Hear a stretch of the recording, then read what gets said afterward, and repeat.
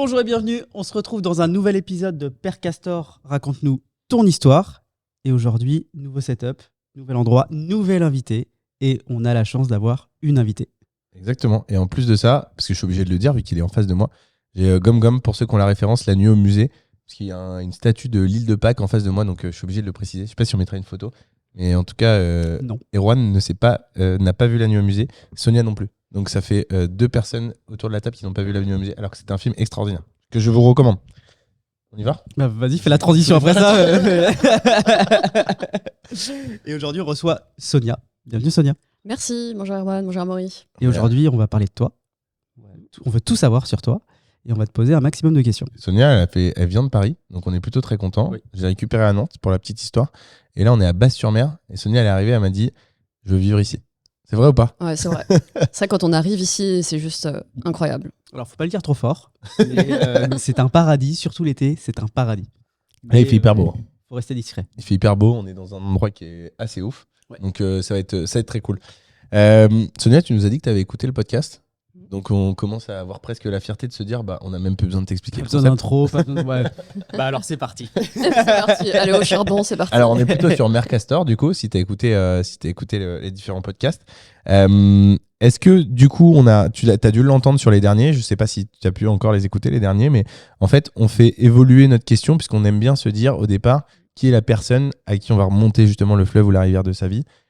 Qui est cette personne aujourd'hui ? Est-ce que tu peux nous dire en 1 minute, idéalement, qui tu es aujourd'hui avant qu'on remonte sur ton premier souvenir d'entrepreneur ou d'investisseur ? Ok, alors en 1 minute.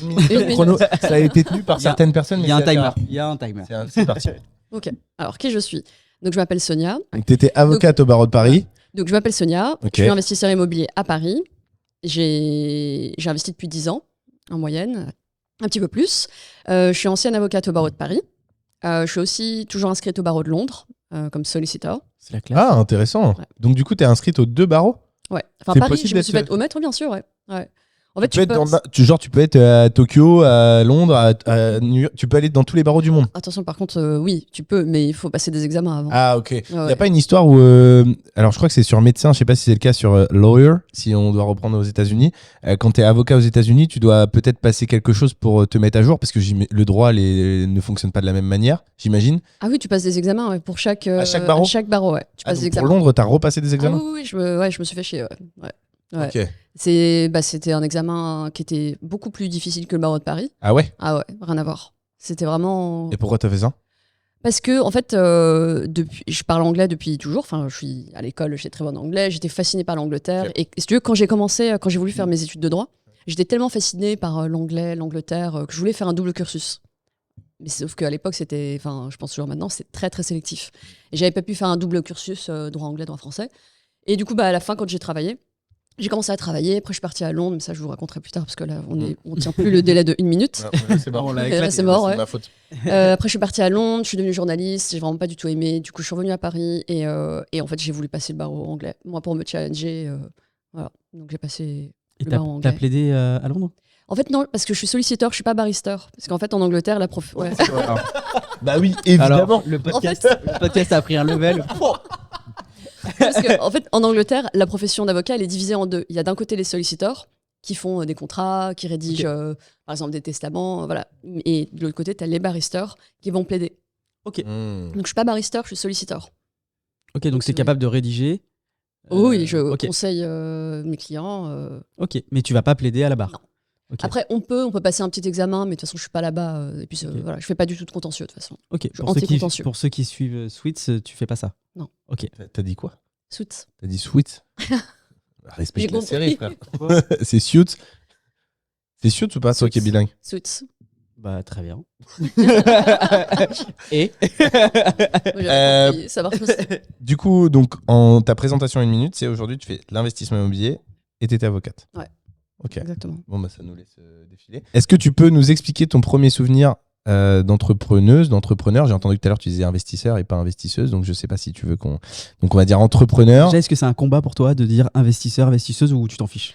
Non, j'aime pas le terme investisseuse. Je trouve que c'est trop. C'est un peu féministe. Ok. Enfin, en fait, quand on est investisseur, on est investisseur, quoi. Peu importe. C'est comme un médecin. Peu importe qu'il soit homme ou femme, Ok. les médecins, quoi. Donc, tu n'as aucune revendication féministe, de combat. Ok. Donc, du coup, tu es entrepreneur. Ouais. Je suis entrepreneur, avec un E. Ah ouais, Ouais. quand même. La fille qui est pas dans les contradictions. Il y a quand même une petite bataille là. Ok. Pas une guerre, mais. Bon, entrepreneur avec un E, mais à l'oral, du coup, on va. Enfin, Voilà. sauf si tu veux qu'on signifie la différence. Mais entrepreneur Mm. ou investisseur avec un E aussi ou. Investisseur, non, là, c'est bon. Ok, ça, y ça a va. pas... C'est quoi le premier souvenir? Ça remonte à quand C'est quoi que t'as en tête? Premier souvenir d'entrepreneur, je dirais plutôt que c'est premier souvenir où j'ai décidé de gagner ma vie, C'était que je crois que j'avais peut-être 15 ans. Ouais, 15 ans. Je voulais gagner un peu d'argent de poche. Et j'avais été dans les commerces du quartier, j'avais mis des annonces pour donner des cours d'anglais. Je vous avais dit tout à l'heure que j'étais déjà bonne en anglais à l'école, donc j'avais mis des annonces. Parce que c'est pas naturel. T'es pas né dans une famille bilingue. Non. T'as appris de toi-même grâce à l'école l'anglais. Ouais, grâce à Tu dois être l'école, l'une mais des seules aussi. personne qui a ce Ouais. discours. Hein. Ah ouais. En Après, France. je pense. Oui. Après, c'est peut-être aussi grâce à la musique, parce que je faisais de la musique aussi avant. Ok. Enfin, je chantais, tout ça. Et puis quand j'étais ado, toutes les chansons en anglais, je les traduisais. Enfin, c'est peut-être ça aussi. C'est peut-être ça. Notre défi d'aujourd'hui, c'est savoir ce que Sonia n'a pas fait, j'ai l'impression. Non, parce qu'elle a quand même été au barreau de Londres. J'y suis toujours. Ok. Et Donc, donc, des, du coup, des petites annonces avec Des les petites petits trucs annonces qu'on déchire là. C'est ça, Le numéro de téléphone. Ok, Exactement, je vois très ouais. bien à la boulangerie. Ouais. De petites annonces, voilà. Et puis j'avais eu 2 personnes qui m'avaient appelé. Et une, c'était pour des cours d'anglais. Et j'avais une autre personne qui voulait des cours de français. Parce qu'elle venait, je crois qu'elle venait du Sénégal et elle venait de se marier du coup avec un Français. Et elle voulait apprendre à bien lire et écrire. Donc je sais plus combien je me faisais payer à l'époque. C'était sans doute pas beaucoup. C'était peut-être, je sais pas, 5 € de l'heure. Je sais Ok. plus. ouais, c'est pas cher du tout, ouais, 5 Je sais plus, j'avais 15 ans. Hein. Ouais. Oui, puis c'était il y a combien de temps? Ouais, c'était il y a 10 ans. C'est moi qui pose ce genre de questions habituellement. Et comme on dit, on a nos questions, tu as tes réponses. Oh, c'était Ouais, il y a c'était 4-5 ans tout au plus. ouais, c'était 4-5 ans. Ok, très bien. Et donc, c'était en francs, tu disais. Ouais. Non, elle a dit 5 €, donc ça va. Ça va. Non, je crois que moi, je devais être à 5 €. Et Ok. donc, j'ai fait ça pendant peut-être un an, une petite année, ouais. Et du coup, c'était mon premier. C'était de l'argent de poche, quoi. Et c'était très bien. Et ensuite, à 17 ans, pareil, je voulais de l'argent de poche. Et là, je me rappelle, c'était en été. Et en fait, j'avais une copine qui travaillait au McDo et qui m'avait proposé de travailler là-bas. Et puis, comme je faisais rien et que ça allait me faire gagner de l'argent, j'ai dit oui. Du coup, j'ai travaillé au McDo à 17 ans. Ok, donc en gros, t'as pas été forcément une dynamique d'entrepreneur, mais ce que tu voulais, c'était gagner de l'argent. Ouais. C'était pas entreprendre, c'était améliorer ta qualité de vie, gagner de l'argent. Être indépendante. Ouais, pour quel objectif? L'objectif, c'était juste être libre, en fait. Je voulais juste. Voilà. Je voulais. Donc, T'as Voilà. compris que l'argent pouvait être quelque chose qui t'apportait la liberté. C'était Ouais. pas l'argent en tant que tel qui t'intéressait, c'était la liberté que ça Ouais. t'apportait. Ok, super. Ouais, c'est ça. Et du coup, t'as fait les cours d'anglais, tu les as fait pendant 6 mois, 1 an, 3 Ouais, ans? je pense 1 an, juste le temps. Pourquoi t'as arrêté? Je sais plus. Je crois que finalement. Ouais, ça s'est arrêté au bout d'un moment. Ok, t'avais plus forcément de clients nouveaux et. Mais surtout que j'étais à l'école aussi, surtout. Bouger un peu. J'étais au lycée. T'as fait quoi d'ailleurs comme parcours? T'es parti directement en droit ou? Non, alors j'ai eu un bac littéraire. À l'époque, il y avait encore du coup les distinctions. Là. Ouais. Ok. Vous avez fait quoi, vous? STMG. Enfin, STG, lui et moi STMG. Que je n'ai pas eu d'ailleurs. Hein. Ouais. J'ai arrêté en première. Hein. Ouais. Il a commencé.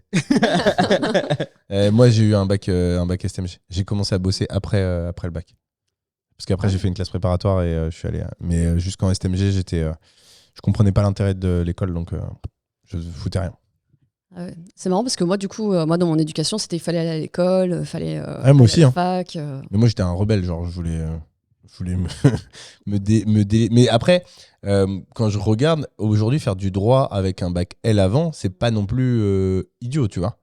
Enfin, t'étais S, peut-être que c'est plus la logique, mais L, c'était pas dénué de sens. Ouais, mais j'ai fait autre chose avant, en fait. J'ai pas commencé par le droit. Ok. Alors on t'écoute. Alors, donc, quand j'étais en terminale, j'avais, comme tous les jeunes de 18 ans, j'avais absolument aucune idée de ce que je voulais faire. Ouais. Bon, visiblement, je disais quand même à ma meilleure amie, parce que je m'en souviens pas, ça me l'a dit il y a pas très très longtemps, je lui disais que je voulais être une femme d'affaires. Ok. Mais concrètement, déjà, je m'en souviens pas, mais en tout cas, c'est sûr que je voulais être indépendante et gagner ma vie, voilà. Et puis, je savais pas quoi faire, je voulais quand même un métier. Ok. Et la logique, ça aurait été que je fasse une fac d'anglais. Et j'avais regardé, mais en fait, pour moi, ça apportait absolument rien de faire une fac d'anglais. Voilà. Ouais, tu parlais déjà anglais en plus. Non, mais oui, mais après, il y a toujours des choses à apprendre, tu apprends toujours des choses. Bien sûr. La civilisation, par exemple. Par exemple. Mais pour moi, ça servait à rien. Et du coup, j'avais une copine qui allait faire un IUT en technique IUT en communication. Et je me suis dit, bah tiens, pourquoi pas. Donc j'ai postulé. Puis j'avais postulé aussi en technique de commercialisation. Et voilà, j'étais prise à Paris 5, Descartes. Et j'ai commencé par ça. C'était un peu par hasard, hein, je ne savais pas trop quoi faire. Et c'est là que j'ai découvert le droit. Ok. Là, j'ai découvert le droit, l'économie, les sciences sociales. Donc, tu as fait qu'un an et tu es parti en droit direct après. C'est ce que je devais faire, sauf qu'à la fin d'année, je m'étais déjà inscrite du coup en première année de droit, sauf qu'à la fin de l'année, j'avais un prof qui m'avait dit mais si vous restez à la fin de votre IUT, vous pouvez avoir votre équivalence en deuxième année de droit. Ok. Et sur le coup, je m'étais dit, bon ben, j'aime pas ne pas finir les choses. Donc je m'étais dit, bon, c'est pas grave, je finis mon IUT, de toute façon, j'apprends des choses. Et puis après, j'entrerai directement en deuxième année de droit. Donc c'est ce que j'ai fait. Je suis entrée en deuxième année de droit, toujours dans la même fac, directement. Et là, il fallait que je rattrape tout, quoi. Je connaissais rien, je connaissais pas la méthode. Donc là, j'ai vraiment travaillé. Tous les jours, pendant 1 an, jusqu'à 3h du matin, j'ai travaillé. Ouais, bon, c'était rien du tout après. Après la vie en cabinet. C'était une mise en bouche. C'était le chauffement. Il paraît que c'est très compliqué la vie en cabinet. Ouais. Elle me disait que a priori, Frédéric, à Luxembourg, c'est des feignants. Ok. On lui dira. Par rapport à Paris.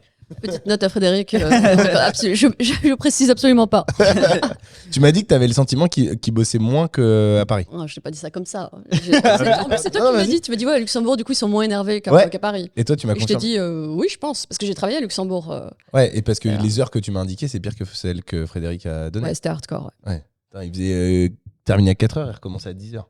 Mais régulièrement, c'est pas arrivé genre 2 fois comme Fred, tu vois. Enfin, tu vas nous expliquer ça, mais... Donc voilà, je commence mes études de droit, je commence à beaucoup travailler. J'ai eu du coup ma première année, ensuite, deuxième année. Ensuite, j'ai voulu partir à l'étranger, j'ai fait un Erasmus aux Pays-Bas.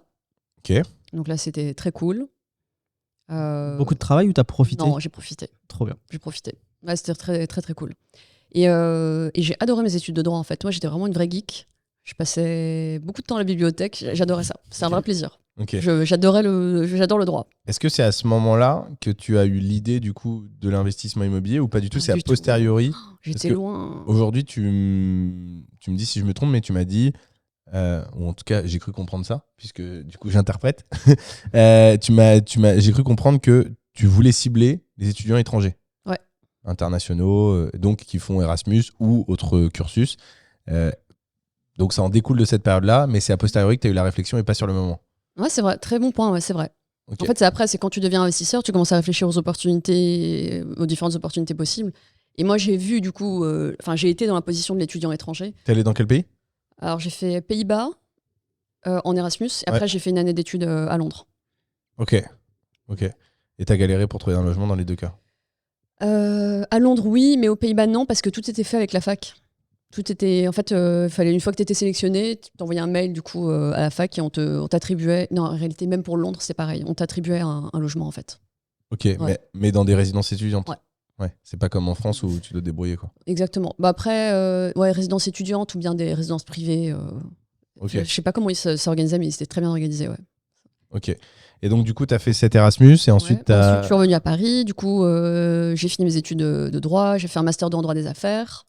J'ai passé le barreau de Paris. Ensuite, je suis partie à Londres. J'ai fait un master là-bas à Londres. Et ensuite, qu'est-ce que j'ai fait? J'ai fait 2 ans de stage. Et après, j'ai commencé à travailler. Et alors? Et là... Juste avant que tu commences à travailler, du coup, tu as été... le barreau, tu l'as passé avant de commencer à travailler ou tu l'as passé au moment où... Le barreau de Paris pendant mes études, ouais. Ouais, mais le barreau de Londres? À Londres, c'était des années plus tard. Ah, c'était des années plus tard. Ouais, c'était 8 ans plus tard, je crois. Ouais. Donc tu rentres dans la vie active? Je rentre dans la vie active. À quel âge? À 27 ans. Ok. Ouais. Et là, c'est la désillusion. Ok. Tu t'en doutais pas? Non. C'est vrai? Ah ouais. En fait, pas du tout, parce que je suis pas la seule à le dire, on est plusieurs à le dire. En fait, surtout les études de droit, c'est hyper intéressant. Enfin, pour ceux qui s'intéressent, t'apprends beaucoup sur le monde, t'apprends comment la société est organisée. Vraiment, c'est un vrai plaisir. Mais une fois que tu commences à travailler, c'est autre chose. Tu fais des contrats. J'étais bien en soi, mais c'est là que je me suis rendu compte que j'étais pas à ma place. Parce que c'est quoi? C'est redondant? C'est tout le temps la même chose? C'est redondant, et puis les conditions de travail aussi, elles sont rudes quand même. Ouais, c'est sûr. Et en fait, c'est les conditions de travail. T'imaginais travailler moins ou différemment? Différemment. Ouais, différemment. En fait, c'est humainement, les conditions de travail, elles sont dures. Et est-ce que c'est pas lié aussi à la... Est-ce qu'il n'y a pas un sujet de rémunération? Parce que quand tu es avocat, je pense que tu as la tête sur les épaules et tu te dis, attends, en fait, quand je fais le calcul... Parce que finalement, je pense que vous êtes quand même tous, pour beaucoup, des bourreaux de travail. Pour arriver à ce niveau-là, il faut quand même à un moment donné beaucoup travailler, etc. Donc je pense que la plupart, vous ne rechignez pas à travailler.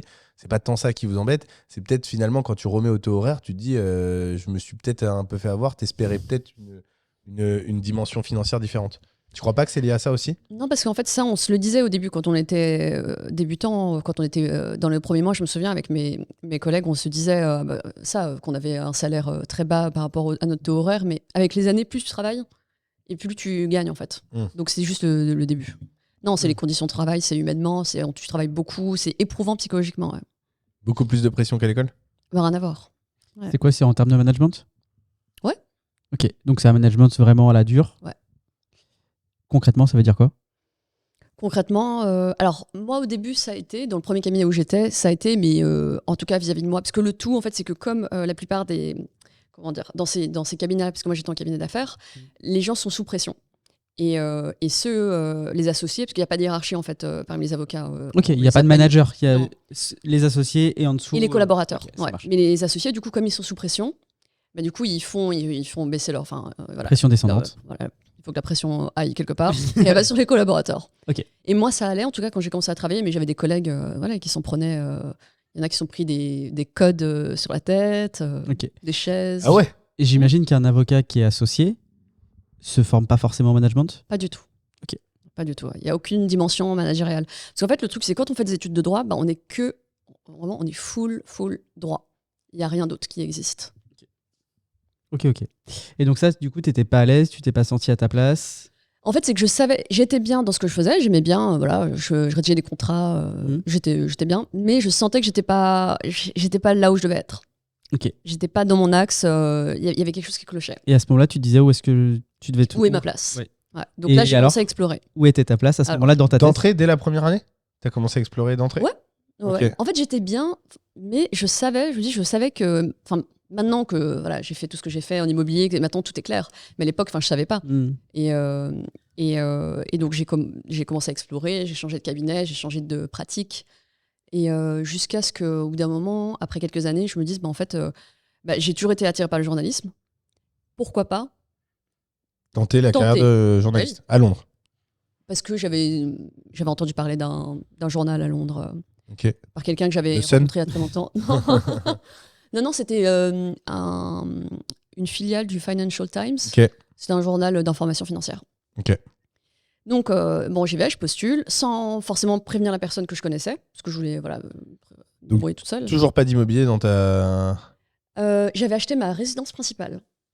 Ouais, Ok. Ça, je vous ai pas dit, ouais. Avec En une fait, réflexion plus-value ou non, simplement tu voulais juste un endroit pour En vivre fait, et ça te faisait chier de payer un alors, loyer. La première chose, c'est que dès que j'ai commencé à travailler, j'ai voulu acheter.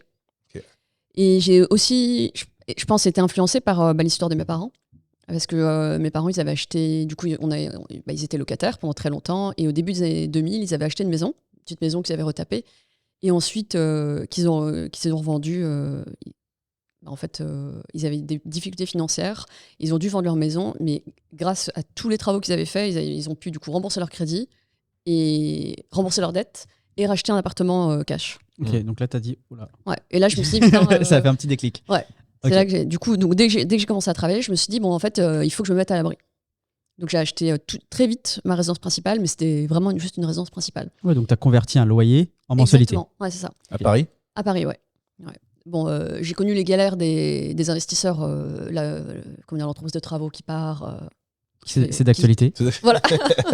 Qui se barre avec Parce les qu'au acomptes. moment où on fait la vidéo, elle sortira peut-être en septembre, mais au moment où on fait la vidéo, on est le 10 juillet. Non, je sais même pas quelle journée.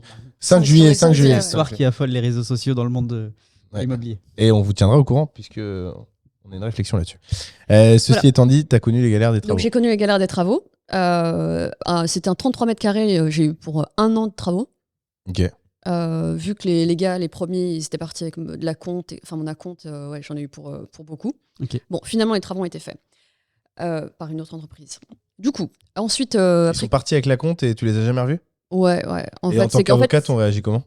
alors, la solution quand on est face à cette situation, c'est que d'abord, il faut faire un constat d'huissier. Dans tous les cas, pour garder la preuve, c'est 300 €. Il faut faire Ok. un constat d'huissier pour constater l'état dans lequel l'entreprise a laissé les travaux. Et ensuite, alors, moi, je suis pas partisane des contentieux, moi, je suis partisane des solutions. Et quand tu es en travaux, quand tu as investi, il faut rester sur l'objectif qui est de gagner de l'argent. Ouais. Donc, pour moi, et c'est ce que je conseille autour de moi quand je vois des investisseurs qui ont les mêmes galères, il faut se concentrer sur l'objectif. Tant pis, l'entreprise, elle part. Toi, tu finis tes travaux, tu mets en location ou tu habites dedans. Voilà. Et ensuite, si tu veux, si vraiment ça vaut le coup, tu vas faire un procès. Mais moi, en tout cas, c'était pas nécessaire. Tu l'as pas fait? Non, et c'était Ok. pas énorme. Je crois qu'ils ont dû partir, je sais pas, peut-être avec 10 000 €. C'est pas. Enfin, Ok. c'est beaucoup, mais Au-delà de la Ça sert à somme, rien ce qui est frustrant, c'est de se faire avoir. Moi, je trouve. ouais. C'est ça le plus dur Ouais. psychologiquement. Tu te dis, Ouais. putain, je me suis fait avoir et ça fait chier. Surtout quand tu connais pas, en fait. Moi, c'était mon premier investissement. Le mec me disait oui, on a besoin d'un nouvel acompte. Et je lui avais juste dit mais pourquoi, en fait? Parce que vous n'avez pas beaucoup avancé. Il m'avait pas répondu. Il avait juste mis mon chantier à l'arrêt. Et je travaillais beaucoup à cette période. Je dis oui, j'étais en cabinet. Donc, je me rendais pas compte qu'ils avaient arrêté le chantier. Ouais. Donc, bref, du coup, ça a duré 1 an. Après, j'y ai emménagé. Ça s'est très bien passé. Et quand je suis partie à Londres, du coup, pour devenir journaliste, du coup, mon appartement, je l'ai mis en location. Et c'est là que j'ai compris vraiment l'intérêt de. Location meublée. Ouais. Du coup. Ouais. C'est souvent quand on convertit sa RP en Ouais. location, ça part tout de suite en meublé. Ouais. Bah oui, parce que Ouais, tu vas parce que pas. t'as déjà les meubles. Bah oui. Et est-ce que sur cette résidence principale, a posteriori, sans avoir fait aucun calcul, tu t'es retrouvé à avoir quelque chose de rentable ou pas du tout? Alors, à l'époque. Par curiosité. À l'époque, non, j'étais en négatif. Ok. Mais parce que. Quand tu dis négatif, c'est que tu n'avais pas de cash flow positif, c'est ça que tu veux Effort dire? d'épargne. J'ajoutais peut-être 200 €. D'accord. Moi, je rajoutais 200. Tu avais une mensualité à 2000, j'imagine et... Non, j'avais une mensualité à. Alors, j'étais à 4% à l'époque. D'accord. C'était en 2000. J'avais acheté en 2012. Ouais. Et sur combien de temps 2011, ton crédit? Sur 25 ans. Ok, donc effort d'épargne malgré les 25 ans. Ok. Ouais, 4%. Ouais. Et attends, je vais vous dire après, parce que maintenant, je suis bénéficiaire là-dessus. Parce qu'après, il y a plein de choses dont il faut tenir compte. Donc, j'étais en négatif, mais c'était pas grave, parce qu'au moins, c'était loué, Oui, ça oui, remboursait mon crédit. Ouais. Oui, puis de toute façon, tu partais à Londres. Et puis je partais, je partais, voilà. Et c'est pour ça que il y a des gens qui disaient bah non, je veux pas acheter parce que je veux être libre, je veux partir, je pourrais partir à tout moment. Bah en fait, juste tu mets ton appart en location ou ta maison en location et c'est réglé en fait. Ouais. Et puis quand tu reviens, parce que moi du coup ça a été mon cas quand je suis revenue au bout d'1 an, mes locataires partaient. Parce que l'avantage du meublé aussi, c'est que les gens restent pas longtemps. Ils restent au moins 1 an. Ouais, ça dépend des endroits. Ça Ça dépend. des- Ouais. Ouais, c'est pas, Oui, ils le- restent c'est 1 an. pas trop l'expérience que j'ai, mais Ah ouais Ouais. nous, dans nos secteurs, ils restent. Tant qu'on leur dit de pas partir, ils restent. Donc, j'ai quasiment pas de rotation. En meublé Ouais, bah, Ah ça ouais. dépend de la surface, mais si Ah t'as ouais. une maison, ouais, ils bougent pas les gens. Ils bougent pas, les gens. Ils bougent pas. Et comme dit Ron, si tu leur dis pas de partir. Et d'ailleurs, j'ai le problème là avec une locataire où je lui dis de partir, elle n'est pas partie. On a fait préavis de départ pour cause de vente et elle a dit bah désolé, mais j'ai rien trouvé d'autre. Donc du coup, elle a dit bah si vous voulez me mettre dehors, procédure d'huissier. Donc ce que tu dis, ça fait particulièrement sens parce qu'elle veut pas du tout partir. Ah ouais. Mais Bah. pour apporter effectivement de la nuance à ce que tu dis, toi, tu es en zone urbaine. Ouais. Nous, on est en zone rurale. Mm. Je pense qu'il y a une plus grosse mobilité d'opportunités de travail en zone urbaine. Ouais. Mm. Ce qui fait que les gens restent moins longtemps dans leur logement. Ouais. Nous, on a moins ce problème. Oui, puis t'avais quelle surface? À 33. Ouais, bon, voilà. Bah, en fait, les gens viennent. À Paris, c'est une maison à Paris, 33 mètres carrés. Non, mais je veux dire, si t'avais eu un 100 mètres carrés, t'aurais eu probablement une rotation moins importante. Oui, ouais, sans doute. Parce que c'est vrai que. Et t'aurais eu un sur 15 les mètres autres pays. carrés, une plus importante. Ah oui, les studios, Ouais. c'est En général, infernal. c'est 1 an. Les un studios, studio. c'est vraiment même moins d'1 an. Ouais. Ouais. Nous, les studios, c'est intéressant parce que du coup, tu dis moins d'1 an sur Paris.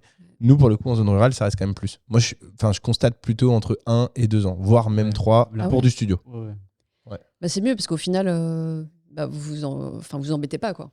Parce que moi, C'est vrai qu'au- Au moins, c'est loué. Après, ça, quand tu En vrai, récupères le bien, on peut pas dire qu'on a zéro galère. Tu vois, par exemple, j'ai reçu un mail de Virginie avant-hier, qui est gestionnaire et très sympa et qui fait du très bon boulot d'ailleurs, Virginie, qui m'a dit, il y avait un truc, une fuite à gérer. C'est un peu relou, mais globalement, oui, on n'en entend pas beaucoup parler. Oui. Après, fuites, tout ça, c'est c'est la base, quoi. Oui, Oui, non, mais il y a c'est- des trucs. Non, mais je veux dire, il n'y a pas zéro truc jamais Non, à gérer. c'est clair. Non. Mais oui, ça Mais va. De t'as pas à te taper les annonces, les visites, Non. tout ça. toute façon, c'est pas nous qui. Ah ouais, non, ça, Parce que moi, ça, à l'époque, moi, je faisais. Ah, ça, À c'est l'époque où l'enfer. j'avais deux ou trois appartements, je le faisais, c'est moi qui le faisais. Ça, quoi. c'est l'enfer. C'était, ouais. Et si en plus tu es dans une période de l'année, alors du studio ça va, mais par exemple pour de la Ouais. coloc, là je le vois parce que nous à l'agence on a des colocs en gestion, des colocataires où du coup tu essayes d'avoir un dossier. Alors là c'est moins vrai parce que ça a mieux en juillet, mais en juin ou en mai, Romain qui s'en occupe, il galérait à relouer les colocs et du Ouais. coup il se déplaçait des fois, il faisait 1 heure de transport parce qu'il y avait une personne qui voulait et que c'était le bon moment. Quand la personne te pose un lapin, c'est l'enfer. Ouais. Là t'as envie de Ouais, c'est t'as clair. envie de Non, tout c'est arracher. hein. Ouais, c'est pour ça qu'il vaut mieux mettre en gestion, en fait, même dès le début, en fait. Même si ça. Grave. Ah ben, Moi, ça, on de est l'argent partisan au de ouf, début, hein. ouais. moi, je suis partisan dès le premier. Ouais. Bien, faut le mettre en gestion. Faut gérer son premier bien comme si on avait un parc immobilier de 300 Ouais. lots. Parce que c'est en faisant comme ça qu'on a l'esprit libre, on décharge sa charge mentale et surtout, on voit tout de suite la capacité à scaler et empiler les opérations. Si on prend le bruit, le brouillard et les problématiques de la première OP, je pense qu'on est moins apte à les enchaîner derrière. Donc, effectivement, c'est un peu notre conseil. Ouais. Complètement d'accord. Ouais, je suis complètement d'accord avec vous. Moi, j'ai juste une petite nuance, c'est que moi, j'ai un principe, c'est qu'avant de déléguer, j'aime bien faire moi-même. Donc, je dirais juste pour le premier, vraiment apprendre à bien faire les choses soi-même et ensuite déléguer. Ouais. Bien Mais driver le c'est la- gestionnaire. c'est- pour moi il y a pas de, enfin les deux sont bien. Ouais, Ouais. pour moi, c'est même la meilleure attitude. Parce que le jour où tu donnes ça à faire à quelqu'un d'autre, tu sais précisément ce qu'il fait, tu connais les problématiques, Ouais. et à un moment donné, on peut pas non plus te raconter trop d'histoires. Ouais. Et puis si t'en as un et que tu le fais pendant 6 mois, 1 an, après ça suffit pour apprendre. Ouais. T'as pas besoin de le garder 3 ans en gestion avant de le mettre enfin t'as pas le droit de le, t'es pas obligé de le garder 3 ans avant de savoir comment ça fonctionne. Ouais. Enfin, t'as les galères assez rapidement et tu sais comment ça En fonctionne. 6-9 mois, tu Ouais, sais. complètement. Ouais, franchement. Ouais. Donc du coup t'as mis cette location en gestion. Non, du coup, j'ai mis Ah non, ce celle-là tu premier t'en es occupé appartement, tout seul, allez, toute seule. ouais, bah oui. Ok. Même si t'étais à Londres et tout, tu Ah t'es non, dit. mais c'était avant, j'avais trouvé mes locataires avant. Ouais, mais s'il partait pendant que t'étais à Londres. Bon, après, avec l'Eurostar, c'est 2 heures, mais. Je m'étais pas posé la question, j'avais pas eu le temps de me poser Ok. la question. En tout cas, quand je suis revenue, donc Londres, l'expérience de journalisme. Le vraiment- tunnel était construit quand t'es allé. Non, je rigole. Jamais je rose. Et c'était il y a 10 ans. Ah, ça arrive. ça arrive. Vas-y, Et donc, du coup- sors-toi de ça tout seul. Laisse-le un peu, vas-y, laisse-le faire. Du coup, t'es allé à Londres et donc, du coup, vas-y, on te laisse continuer. Donc Londres, j'arrive, voilà, journalisme. Et là, c'était vraiment tout ce que j'aimais pas. Hmm. Vraiment tout ce que j'aimais pas. C'est comme si là, tout ce que vous aimez pas, ben, vous choisissez une voie et en fait, ça appuie sur tous vos boutons, tout ce qui va pas. Pire qu'avocat. Ah non, mais l'avocat, c'était le paradis. Ah ouais. Ah oui. Pourquoi pression? Non, il n'y avait pas de Il y avait pression, pas de au contraire, pas assez. Ah ouais. En fait, ce que j'avais pas aimé, déjà, c'est le fait d'être salarié. Moi, c'était du coup, j'ai toujours su que je voulais pas être salarié. Oui, parce que pour celles et ceux qui savent pas, quand t'es avocat, tu n'es pas salarié. Quand t'es avocat, t'es en libéral, t'es pas salarié. T'es indépendant. Pas tout le temps, si. Il y a des exceptions. Il y en a Ok. qui sont salariés, mais c'est vraiment peut-être 5% de la profession. D'accord. Mais sinon, quand t'es avocat, t'es indépendant.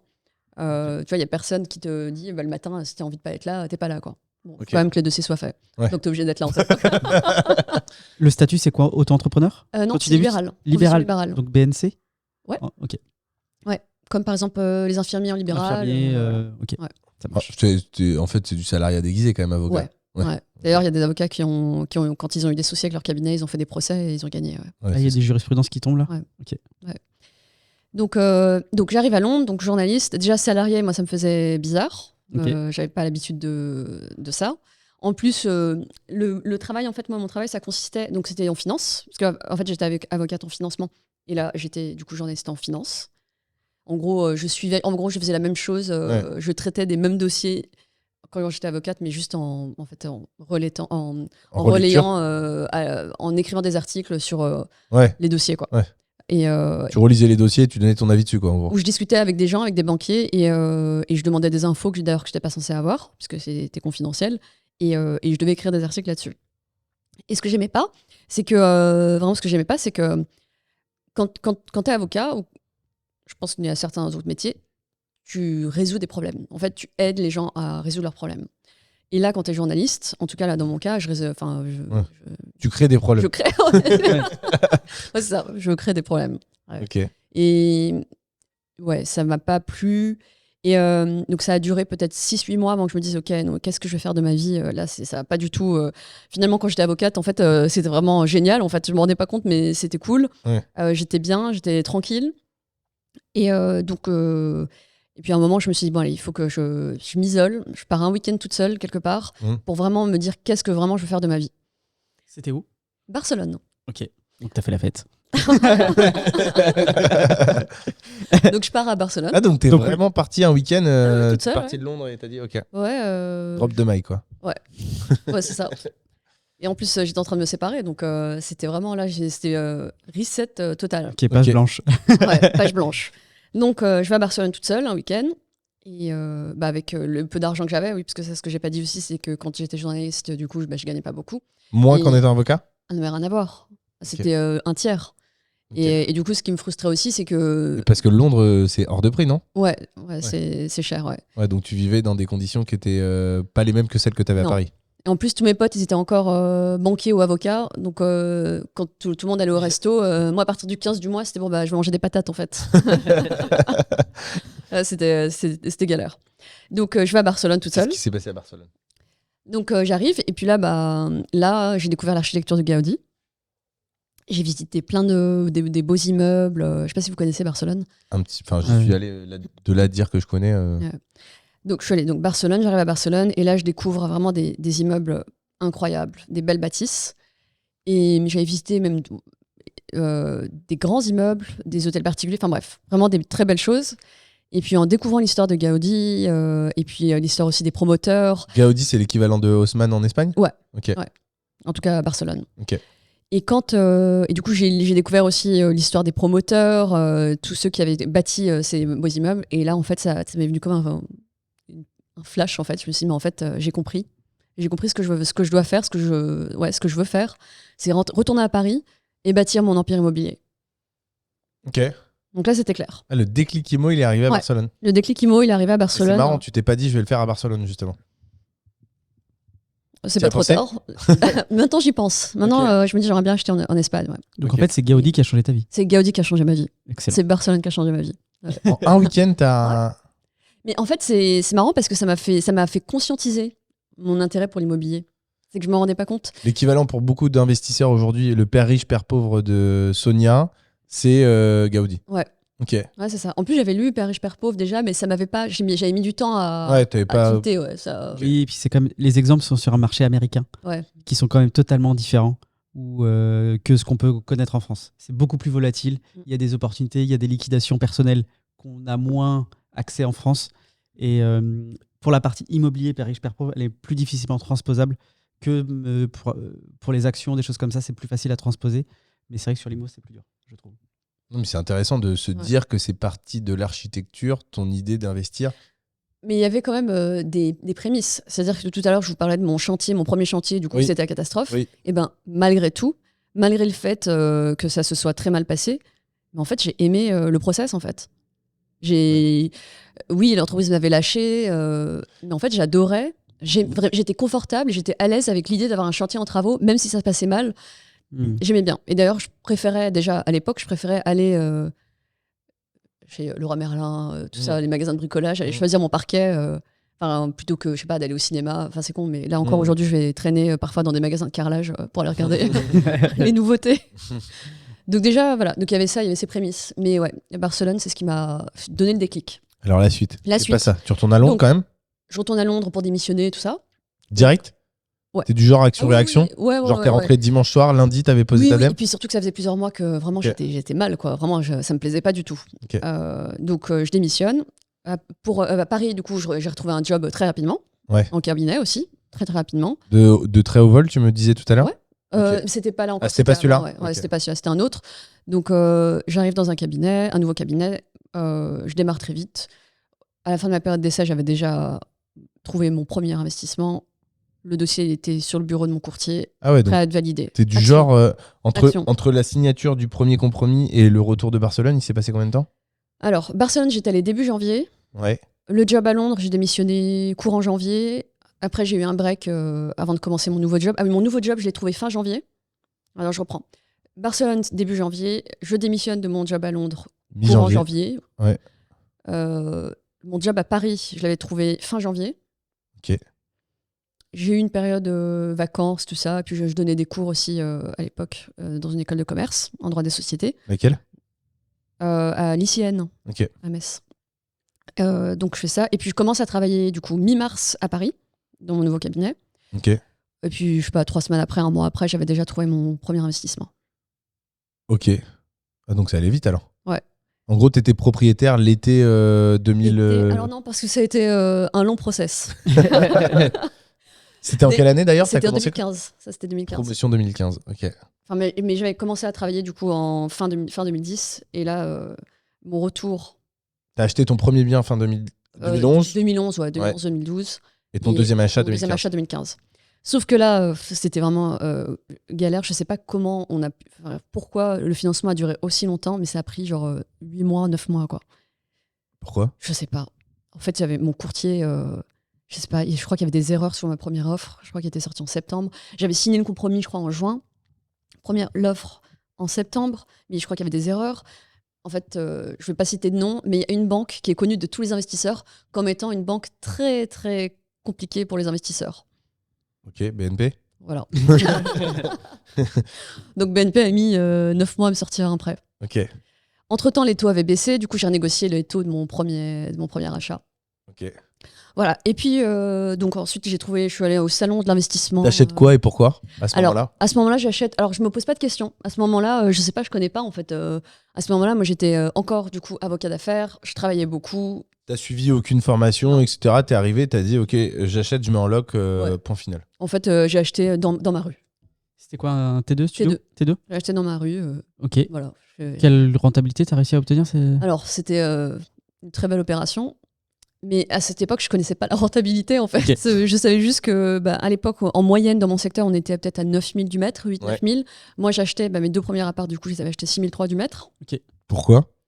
Pourquoi? Pourquoi tu les achètes aussi peu cher à Paris alors que j'imagine qu'il y a une tension Parce que quand t'es investisseur, tu lâches rien et que tu tournes jusqu'à trouver la bonne affaire, quoi. Mais J'avais mis 1 an avant de trouver mon premier achat. Hein.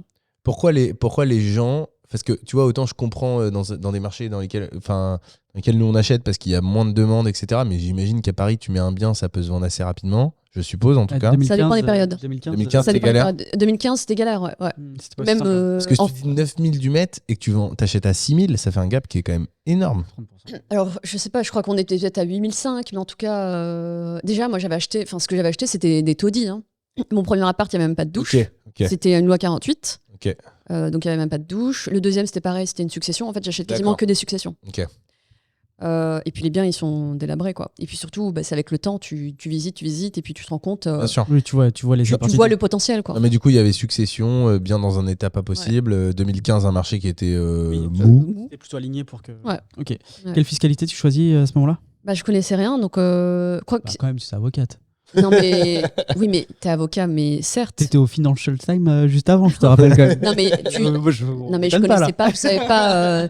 Enfin, je dis que je connais pas, je sais pas. Je m'étais, en fait, tu sais, quand ton esprit est occupé à 90%. Ça me donne pas la réponse. Quelle fiscalité tu avais? Je savais juste qu'il fallait faire du meublé.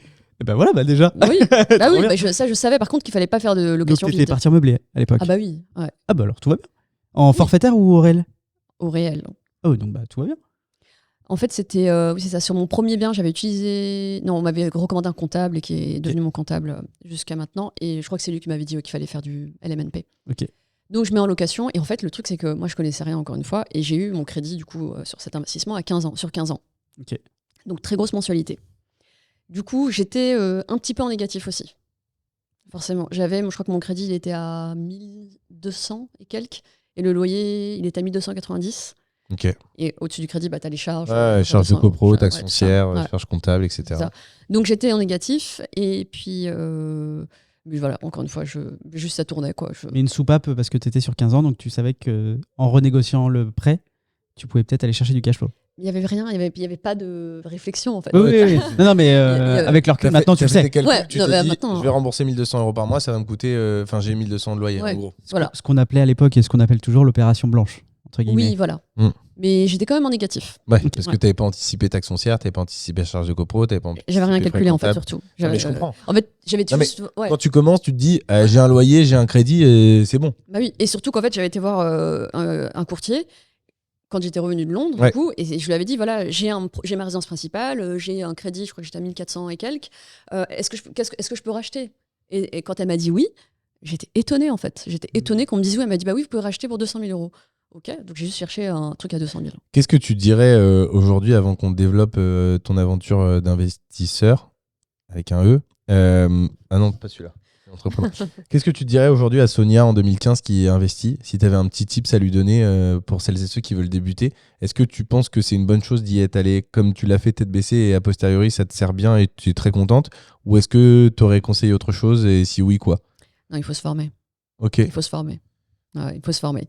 Le truc, c'est que le problème, c'est que dans toutes les professions, on travaille beaucoup. T'as même pas l'espace mental de te dire ok, je vais faire ci, je vais faire ça, je vais me former en fait. Vraiment, c'est prenant en fait. Tu vois, je te disais tout à l'heure qu'il y avait des jours où je finissais à 4h du matin. T'as pas la possibilité de penser à autre chose en fait. Ok. Moi, je suis pas complètement d'accord. Ouais, Je pense que la base- moi non plus. Ouais. Je pense que la base de tout, c'est ce que tu as fait, c'est de foncer. Parce que quelqu'un qui fonce, à un moment donné, est obligé de se former. Alors que celui qui se forme, et j'en vois quelques-uns, il se forme et il passe pas à l'action. Alors que quand, là, toi, tu y allais, tu t'es jeté, et ben, une fois que tu es dedans, bah, tu n'as pas le choix. Et moi, je serais plutôt d'inverse, c'est de dire, le conseil, c'est on fonce, on avance, on fait quelque chose qui n'est pas bloquant pour la suite, Qui est rationnel. qui est rationnel. Moi, j'appelle ça l'opération doudou. Elle est là pour nous conforter, nous rassurer, et surtout ne pas nous bloquer pour en faire une deuxième, une troisième, une quatrième. Parce que finalement, même si tu n'avais aucune information, tu as acheté intelligemment. Tu t'es retrouvé à acheter moins cher que le marché. Tu t'es T'as dit, acheté au moins pire, cher, si t'as je fait fais du n'importe LMNP, quoi, je veux dire, tout va bien. Ouais, au pire. Ouais, je mais revends, si j'avais été formée, je trouve quand même, en fait, il faut trouver un équilibre, parce que je suis d'accord avec toi, c'est vrai que on en connaît des investisseurs qui se forment et qui passent jamais à l'action. Il faut quand même, il faut un peu des deux. Parce que le truc, c'est que comme j'étais pas formée, 2015, le marché, il était encore très bas. Et ce que j'ai acheté, le fait bon, c'est bien, j'ai déjà acheté 2 appartements en dessous du prix du marché, et les 2 ont doublé de valeur en 10 ans. Ouais. Mais si j'avais été formée, si j'avais eu plus d'espace mental pour vraiment réfléchir à ce que je faisais, j'en aurais acheté 10 en fait, des biens comme ça. Dès ce moment-là, tu crois? Bah oui, quand t'es formé, tu vois, tu sais, tu répètes en fait. Parce que là, regarde, 2015. Mais t'es allé chercher l'information derrière, non? Ou non, tu t'as jamais suivi Encore une fois, je travaillais beaucoup. J'avais pas le temps de réfléchir à tout peut-être ça. même pas la connaissance que ça existait. Exactement. C'est vrai qu'à cette époque, en fait, il y avait de l'information nulle part. Il y en avait, mais beaucoup Il y avait moins. Quoi. Olivier Seban qui envoyait des PDF. Mais c'est vrai. Ouais. Il imprimait des PDF et il les envoyait par la poste. Ouais, en 2015, il faisait déjà des vidéos, mais au départ, il a commencé comme Il ça. a commencé comme ça, ouais. Et le truc, c'est que encore une fois, quand tu travailles beaucoup, quand tu travailles de 9h à minuit tous les jours et que tu travailles tous les dimanches, il te reste que concrètement le samedi pour souffler. Il n'y avait aucune possibilité de. Enfin, en tout cas, pour moi, c'est pas. Donc, la solution pour toi, aujourd'hui, ton petit tip, ça serait quand même de se dire se former, mais finalement, a posteriori, en développant, tu n'avais pas vraiment le temps de le faire. Et finalement, c'est peut-être pas si mal que tu te sois lancé comme ça. Alors, du coup, très bien, c'est vrai. Mais je vais te dire, du coup, après, comment c'est venu. Donc, j'étais en négatif. Le bien, quand même, il tournait. En plus, j'avais fait ça aussi, moi, à l'époque, parce qu'en libéral, il n'y a pas de retraite. Donc, en plus, j'ai commencé à travailler tard. J'ai commencé à travailler à 27 ans. Donc, pas de retraite. Voilà. J'avais fait ça surtout pour la retraite. Et puis, surtout, j'avais vu mes parents, etc. Enfin, pour moi, c'était surtout pour plus tard. Et donc... L'État, il te met les menottes et il t'attache quand t'es avocat, quoi. Dès le départ. Il te fait des études de malade hyper complexes. Derrière, tu travailles comme un animal. Et en plus, il te dit, hey, t'auras pas de retraite. Ouais. En plus, j'avais... T'as 0 en retraite quand t'es avocat? C'est ridicule. Ah ouais? Et j'ai rencontré quelques avocats qui étaient obligés de travailler à un âge avancé parce qu'ils n'avaient pas d'autre choix, quoi. Ah ouais, ça pour le coup, je savais pas. Ouais, ceux qui ont tout cramé, en fait. Ouais. Ouais. Donc du coup, tu as investi parce que tu voulais préparer Je voulais la retraite. anticiper, je voulais préparer ma retraite, ouais. Et donc, la suite? La suite, alors du coup, donc 2015, non plutôt on est arrivé à 2016, mon artisan, du coup, je l'avais rencontré dans un salon. Ok. À cette période, je commençais à réviser pour le barreau de Londres. C'est là que j'avais eu l'idée, du coup, je m'étais dit, je vais me faire un nouveau challenge, je vais passer le barreau de Londres. Et c'était un challenge personnel, parce que je vous ai dit tout à l'heure que je voulais faire un double cursus, c'était l'occasion. Et puis ça a été aussi un challenge pour moi, en fait, de me relever, parce que mon expérience de journalisme, elle avait été tellement... j'avais tellement détesté cette expérience que je m'étais dit, je vais passer le barreau de Londres. C'est marrant parce que à ce moment-là, du coup, tu as changé d'état d'esprit puisque tu reviens en France suite à ce week-end de Barcelone pour investir dans l'immobilier parce que tu veux préparer ta retraite et j'imagine tu commences à penser différemment. Pour autant, tu te concentres sur le barreau de Londres pour essayer de continuer la profession d'avocat alors que tu as déjà changé d'état d'esprit. Ou alors pas complètement. Pas complètement, c'est une très bonne Ok. question, pas complètement. Parce que je l'ai dit tout à l'heure, quand je fais quelque chose, j'aime bien terminer. Et là, pour moi, j'avais un goût d'inachevé parce que je voulais vraiment faire, je sais pas si c'était comme ça, je voulais faire un double diplôme droit français, droit anglais. Et j'avais pas pu le faire. Donc pour moi, c'était une manière de finir mon boulot, quoi. Donc j'ai commencé à réviser pour le barreau anglais. Et en même temps, j'ai commencé mon chantier du coup sur mon nouvel investissement. J'avais été au salon de l'investissement, j'avais trouvé une super boîte. Ils m'ont fait mon chantier. En 1 mois et demi, c'était fini. Le truc était nickel, j'avais rien à Tu dire. as bossé avec eux. Ah ouais, c'est eux qui me font quasiment tous mes chantiers depuis. Ouais. Donc tu peux les recommander. Mais Non. Bah non. comme tous Bah non. les, Ah non. déjà comme tous les bons. Oui, mais non. Le truc c'est que comme tous les bons entrepreneurs, ils sont hyper chargés. Ok. Et là c'est pour ça que j'ai été obligée de trouver quelqu'un d'autre parce qu'en fait, maintenant, si je le préviens pas 8 mois en avance, il peut pas me faire mes chantiers. Ok, 8 mois à l'avance. Ouais. Ok. Ouais, là j'ai un Faut que chantier tu là. lui qui préviennes de commence. l'adresse avant que tu aies trouvé le bien. Faut que je le dise, faut que je lui dise. Là, par exemple, parce que je suis en train de je viens de faire un nouvel achat. Je l'ai appelé peut-être il y a 3-4 mois et il m'avait dit que c'était mort, quoi, qu'il serait pas dispo. Mais j'ai un backup qui est très bien aussi. Eux, ils sont super et ils sont plutôt dispo à court terme. Ok. Ouais. Mais tu veux Donc, pas les je demande donner avec parce eux. que sinon. Si, je peux, ouais. Si tu peux. Ouais, si. Vas-y. Si Ah, dans là, six- maintenant, si dans là six- si dans Ah, six tu veux mois. nous les donner à nous. Ah Non, oui, non, mais c'est parce que si quelqu'un dans a 6 mois, besoin, si dans 6 mois ils peuvent pas te prendre, hein. Ouais, c'est ça. Non, mais si quelqu'un a besoin, voilà, vous pouvez m'écrire, vous pouvez me contacter. Ok. Ouais, Ok. Ok. Super. Et tu pourras communiquer le. exactement. Ok, ça marche. Et donc du coup, tu obtiens le barreau de Londres. Pas tout de suite. Ça m'a mis un peu de temps parce que pareil, encore une fois, je travaillais beaucoup.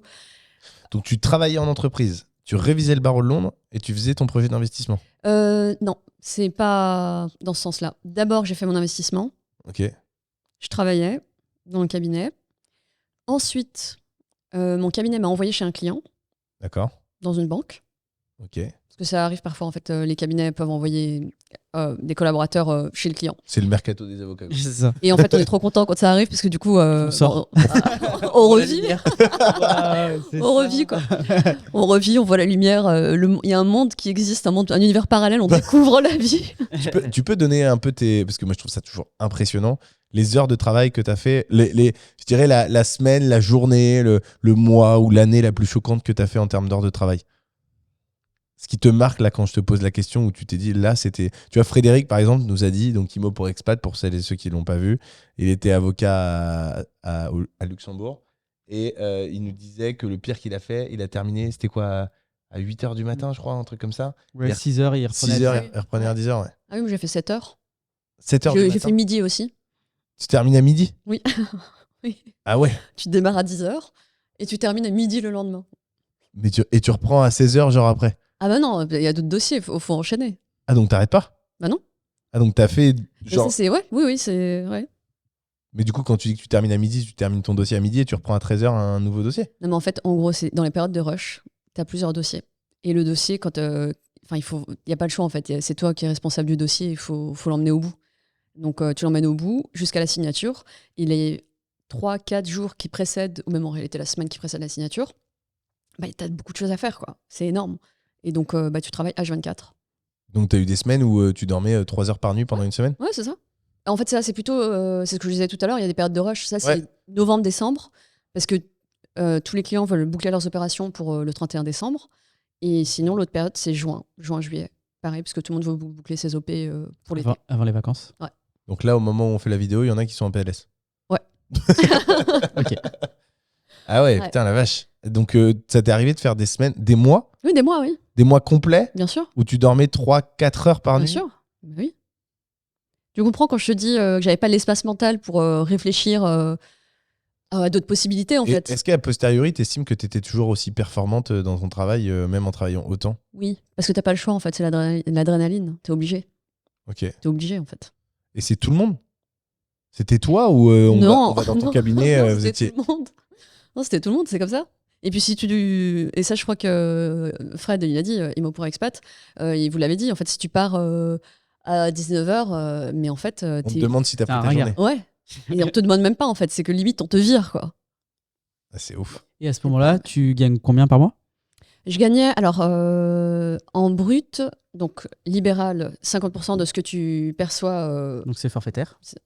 Il y a un par aux abattement. impôts. Ouais, il y en a pas. Un Non, non, il n'y a pas abattement d'abattement. Non, non, en gros, alors, quand j'ai commencé à travailler, j'étais à 80 000. par Non, an. j'étais à 70. En Premier gros, contrat. Premier contrat, quand je pense que c'est plus maintenant, Mhm. maintenant. Mais il y a 10 ans, c'était. J'avais commencé à 66, après j'avais été augmenté à 70. Et en fait, tous les ans, tu es augmenté. Ah, mais tu vois, c'est ce que je te disais tout à l'heure, là, mon pote qui commence, lui, il doit être à 76. Donc, ouais, il y a un écart Ouais. de 10 000 quand même par rapport à Ouais. il y a 10 ans. Mais son cabinet, je pense qu'il paye moins que les autres cabinets, en Ouais, tout cas là, probablement. ceux où je travaillais. Ouais. Probablement. Et après, tu t'es augmenté tous les ans. Et au bout de peut-être 5 ans. T'as aucun pourcentage sur les affaires que tu traites? Non, par contre, après, oui, on te remercie, on peut te donner un bonus. Ouais. Ouais, on peut Ok. te donner un Une bonus. bouteille de champagne. Oui, voilà. Ok. Non, ou t'es plus augmenté, par exemple, à la fin de l'année. Parce que du Ok. coup, t'es augmenté tous les ans. Et en gros, voilà. Donc, tu vois, c'est pas énorme par rapport à tout Ah le non, travail. non. Mais par contre, un cabinet, ça doit être hyper lucratif. Si Ah on bah a 100 ou 200 personnes qui travaillent Ah oui, comme oui. ça. Ah oui, mais l'intérêt, c'est de devenir associé, en fait, dans ces structures. Est-ce qu'on a le droit de créer son cabinet? Oui. Ok. Il n'y a pas de comme les notaires où c'est limité le Non. nombre. Ok. Non, non, c'est entièrement libre. Ouais. Et pourquoi on le fait pas quand on est avocat? Parce qu'en fait, déjà, c'est hyper vaste, avocat. T'as tellement de matières différentes. Le métier, il est complètement différent selon, tu vois, si t'es fiscaliste, Ouais. pénaliste, Ouais. ou si tu fais de droit des affaires. Même en droit des affaires, il y a plein de Non, choses. mais dans ta situation à toi, pourquoi à un moment Moi, donné, tu te dis pas je monte mon Parce cabinet? que moi, je faisais du financement et c'est pas une matière qui s'exerce tout seul, en fait. Parce que moi, du coup, en fait, je fais du financement structuré. C'est des gros financements entre 15 millions et 2 milliards, par exemple. Ok. Bah, un C'est peu des- comme Fred alors, non? Non, c'était pas ça qu'il faisait? Ouais, mais oui, en fait, ouais, je crois que lui faisait du LBO. Ok. Faudra que je lui demande. Je crois qu'il faisait du LBO. Mais en gros, quand tu fais du droit des affaires comme ça, pour des grosses entreprises, tu peux pas faire ça tout seul. C'est forcément dans les grosses structures. Pourquoi? Parce que tes clients, c'est qui? C'est les banques. Hmm. C'est des grosses entreprises du CAC 40. Et il y a tout un processus pour devenir avocat de ces structures. Par exemple, pour une banque, elle ne peut pas saisir n'importe quel cabinet. Elle a déjà des processus de présélection et il faut faire partie du panel pour travailler avec. Donc, il faut avoir déjà une expérience, etc. Enfin, Faut être un si gros t'as pas le cabinet. réseau, tu rentres pas, quoi. C'est pas une question de réseau, c'est une question qu'en fait, c'est la matière qui T'es approuvé, ouais, t'es approuvé par t'es le- approuvé par, Ok. par la banque. Ou, C'est voilà. comme en fait, il faut avoir un agrément un peu comme ça, non? C'est un peu ça, oui, un peu. Ouais. Faut Mais avoir la c'est carte. des matières, en fait, c'est des domaines qui nécessitent beaucoup de compétences et tu peux pas faire ça tout seul. Et c'est pour uniquement le rachat d'entreprise ou t'as fait aussi des opérations immobilières, par exemple? Immobilière aussi. Ah oui, c'est vrai que ça faisait partie des choses qui m'ont ouvert les yeux. Ok. C'est que à un moment, c'était au début de ma carrière, je finançais 2 frères qui achetaient des immeubles de bureaux en région parisienne. Et en fait, je voyais les chiffres et c'est là que je me disais, mais c'est pas con en fait ce qu'ils font. C'est mieux que gratter du papier, quoi. Ok. Et donc, tu finances des opérations immobilières à 20, 50, 100 millions. T'as vu des OP de ce Bien type-là? sûr, ouais. Jusqu'à 2 milliards 2 milliards, c'est les grosses boîtes publiques, ouais. publics? Ouais. Ok, ouais, tu m'étonnes. T'imagines un deal à 2 milliards? Parce qu'en plus, Et- j'imagine que vous avez quoi, 1% de la transac ou un truc comme ça, le cabinet? Enfin, Non, c'est même quelque pas. chose Non, comme non, c'est par exemple un dossier à l'époque, un dossier de financement pour le cabinet, c'était à peu près 30 ou 40 000, 50 000 ça. Ok, peu en, importe le en montant. honoraires. Peu importe le montant. Ouais. Les honoraires étaient calculés surtout par rapport à la complexité du dossier. D'accord, Si tu avais des sûretés, des choses comme ça. ok. Et donc, du coup, pour revenir sur la partie immobilière quand même, tu te retrouves à faire cette activité, tu t'associes pas ou tu crées pas ta propre activité parce que bah, tu disais Ça c'est s'y prête complexe. pas. La matière ne s'y prête pas. Ma matière ne s'y prêtait pas. Et donc, tu travailles au-delà, c'est ce qu'on disait tout à l'heure, tu travailles, avant de revenir peut-être sur le sujet immobilier, tu travailles dans la perspective de devenir avocate à Londres, ce que tu obtiens en 2018, je suppose. Ouais, mais c'était pas pour travailler à Londres, en fait, c'était pour moi. C'est vraiment. Je sais que ça peut T'as être un jamais peu travaillé à bizarre. Londres? Si, j'ai travaillé à Londres, mais avant de devenir avocate au barreau de Londres. D'accord, donc t'en avais pas besoin. À Paris, je faisais du droit anglais. Ok, En fait, à Paris, dans le nouveau cabinet que je venais de rejoindre, là, après mon expérience, je faisais du droit anglais ok. avec, avec un associé, avec qui ça se passait très bien au début. Et puis après, voilà, c'est. T'as pas continué? Non. Ok. Et du coup, t'es parti à. Parce que tu souris, donc ça, je me dis qu'est-ce qui s'est passé? Est-ce qu'il y a pas à creuser? Non, mais en fait, c'est que j'en ai parlé, j'ai fait une vidéo sur Instagram. Ah, c'est celle-là? C'est ça, ouais. Ah, c'était Ouais, ton c'est associé? pour ça que je veux pas donner de nom, je veux pas. Ouais. Ah, ok. Ah, je savais pas que c'était ton associé. Non, en fait, c'est que c'est pas mon associé à moi. En fait, en gros, c'était mon boss. Parce qu'on appelle ça associé parce qu'il n'y a pas de lien hiérarchique chez les avocats. En fait, c'est juste qu'entre nous, un boss, on l'appelle juste associé. Parce que, encore une fois, il n'y a pas de lien Un hiérarchique. peu comme les notaires, en fait. Ouais. On n'a pas de supérieur, en fait. On n'a pas de boss. Ça, c'est la théorie. Ça, Mais c'est en en théorie. pratique, En pratique, en t'écoutes. pratique, bah oui, t'écoutes celui que t'as embauché, quoi. Ok. Bah, si vous voulez voir l'histoire, hein, vous allez sur l'Instagram de Sonia. Tu l'as vu ou pas? Ça me semble. Ok. Et du coup, t'es parti derrière à Londres? Pas Non, du tout? Jamais? Plus du tout? Plus de Londres, non. Plus de Londres. Moi, mon objectif, c'était je restais à Ou Paris en pour bâtir Angleterre mon ou- empire. Non, rien du tout. Non, Ok. non. Il fallait que je reste à Paris pour investir en immobilier. Bah, du coup, quand est-ce qu'il s'est passé ce. Juste, je me permets, tu dis bâtir un empire immobilier depuis le départ. Pour toi, un empire immobilier, ça commence à combien? Tout est une question de perspective. Et ta perspective, c'est quoi? Ma perspective, c'est. Ouais, je pense que quand on a 10 millions, Ok. Et c'est un empire. Ouais. t'as un empire ou pas encore? J'en suis à peu près à la moitié du parcours. Ok. Un demi-empire. Un demi-empire, ouais. T'as vu Non, mais c'est bien déjà. T'as vu qu'on peut avoir les chiffres? Non, mais on coupe. Vous êtes bon, vous êtes très bon. Ok. Non, mais juste du coup, donc je reprends. Ouais, un empire pour moi, ouais, c'est 10 millions, ouais. À partir de 10 Ok. millions. Très bien. 10 millions D'immobilier, ouais. dont tu es propriétaire ou Amorti ou de pas Donc tu es financement? propriétaire. Amorti. Oui, financement, il y a des financements aussi derrière, oui. Parce que si Mais, est-ce que tu non. considères que tu as un empire si tu as 10 millions avec 10 millions de crédit?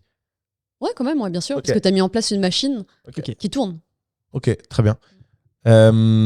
Et tu t'étais donné combien de temps pour le faire au moment où tu t'es dit je veux créer un empire? Tu te souviens ou pas? Je m'étais pas donné de Non. délai. Non, je m'étais pas donné de délai. Ouais. Tu t'es dit le plus vite possible, j'imagine, comme tout le monde? Non, pas forcément. Encore une fois, je travaillais beaucoup. Hein. Enfin, je sais que en fait, j'ai l'impression de répéter. Je travaillais beaucoup. J'étais là, mais j'étais pas là en fait. J'étais vraiment, ma tête, elle était dans mon travail. Ma tête était dans mon travail jusqu'à ce que ça s'arrête. Donc là, On a le temps pour les loisirs à ce moment-là dans sa vie?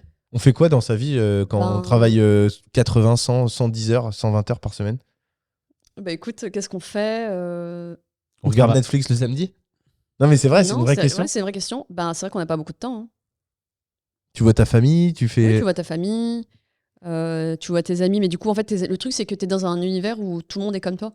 Donc, tu vois tes amis le vendredi soir. Moi, pour moi, le vendredi soir, voilà, c'était sacré, je voulais pas travailler le vendredi soir. Ok. Le vendredi soir, c'était, je voyais mes potes, ma famille. Alors quand tu dis pas travailler le vendredi soir, tu terminais, il était 20h. Non, 19h. Ok, Je me donnais 19h, ouais. ok. Et tu reprenais le dimanche? Ouais, souvent, ouais. Ah, tu bossais le dimanche quand même? Mais c'est pas que moi, hein, c'est Non, mais. Quand tu dis tu bossais, c'était de chez toi ou t'allais au bureau? C'était où? au bureau, ouais. Ah ouais? Ouais.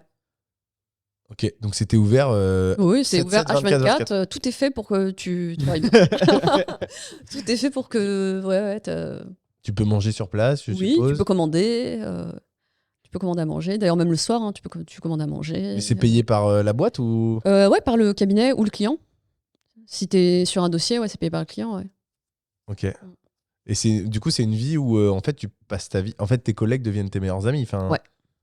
Ça l'est toujours aujourd'hui? Parce que du coup, t'es un peu sorti de tout ça. Je suis sortie de tout ça, donc ouais. Mais est-ce que moins tu restes maintenant. pas? Ils t'envient? T'as une idée un petit peu de ce qui se Bah. passe dans la tête des gens qui y sont? Parce que j'imagine que toi, t'es dans cette position aujourd'hui. On va y venir hein, avec l'immobilier que tu fais, est-ce que tu veux Ouais. qu'on développe, etc. Mais ils se disent pas, putain, merde, moi je continue à travailler 100 heures par semaine, Sonia moins. C'est une très bonne question. C'est vrai que, alors déjà, j'ai fait un tri de mon entourage. Je pense que vous savez, dès qu'on commence à investir, on est obligé de faire un tri dans son entourage. Et puis c'est vrai que quand je rencontre, c'est vrai qu'il y a un peu de frustration, ouais, parce que je pense qu'ils se rendent compte qu'en réalité, il y a d'autres moyens de gagner sa vie. Mm. Et qu'eux, ils travaillent beaucoup. Ouais.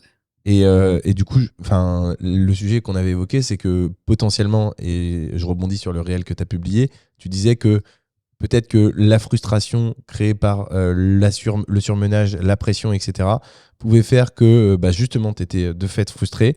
Et donc, ça t'amenait à faire des choses qui étaient impensables, d'une part. Et d'autre part, à peut-être, en tout cas, c'est ce que j'imagine, jalouser certaines situations. Et c'est pour ça que je te pose la question. Je ne sais pas si c'est le cas ou pas. Mais je me dis, quand tu travailles dans un endroit et que tu travailles beaucoup, que tu passes beaucoup de temps, à un moment donné, tu es peut-être épuisé ou fatigué. Et quand tu vois que des personnes qui étaient à ta place se retrouvent dans des situations différentes qui semblent être plus agréables, qui ne le sont pas toujours, hein, parce que l'investissement immobilier, c'est aussi compliqué. L'entrepreneuriat, c'est stressant, ça prend du temps. Mais on donne l'impression sur les réseaux sociaux, etc., que c'est quand même plus accessible. Et je pense, au vu de ce que tu expliques, que c'est quand même une situation qui est moins chronophage, moins prenante et avec des perspectives financières différentes, je pense, si tu te débrouilles pas trop mal, qu'il peut y avoir, à mon avis, un moment donné où tu jalouses un petit peu certaines personnes. Mais j'imagine que ça doit dépendre de certains profils. Tu l'as pas ressenti en tout cas. En fait, j'ai coupé. En fait, j'ai coupé parce que surtout que en fait, sortir de ce milieu, c'est très compliqué parce que c'est un milieu très fermé où les gens ont un état d'esprit fermé. Et si tu fais autre chose, tu es perçu comme un outsider, en fait. Et moi, quand je suis devenu investisseur immobilier, en fait, j'ai coupé. J'ai coupé, je voulais pas d'ondes négatives. Donc, j'ai coupé, en fait. J'ai coupé.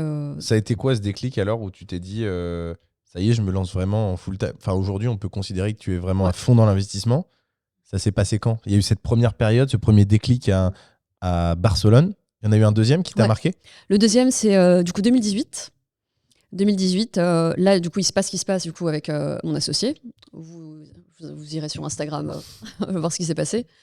Donc là, j'en pouvais plus. Voilà, je me sentais plus à ma place.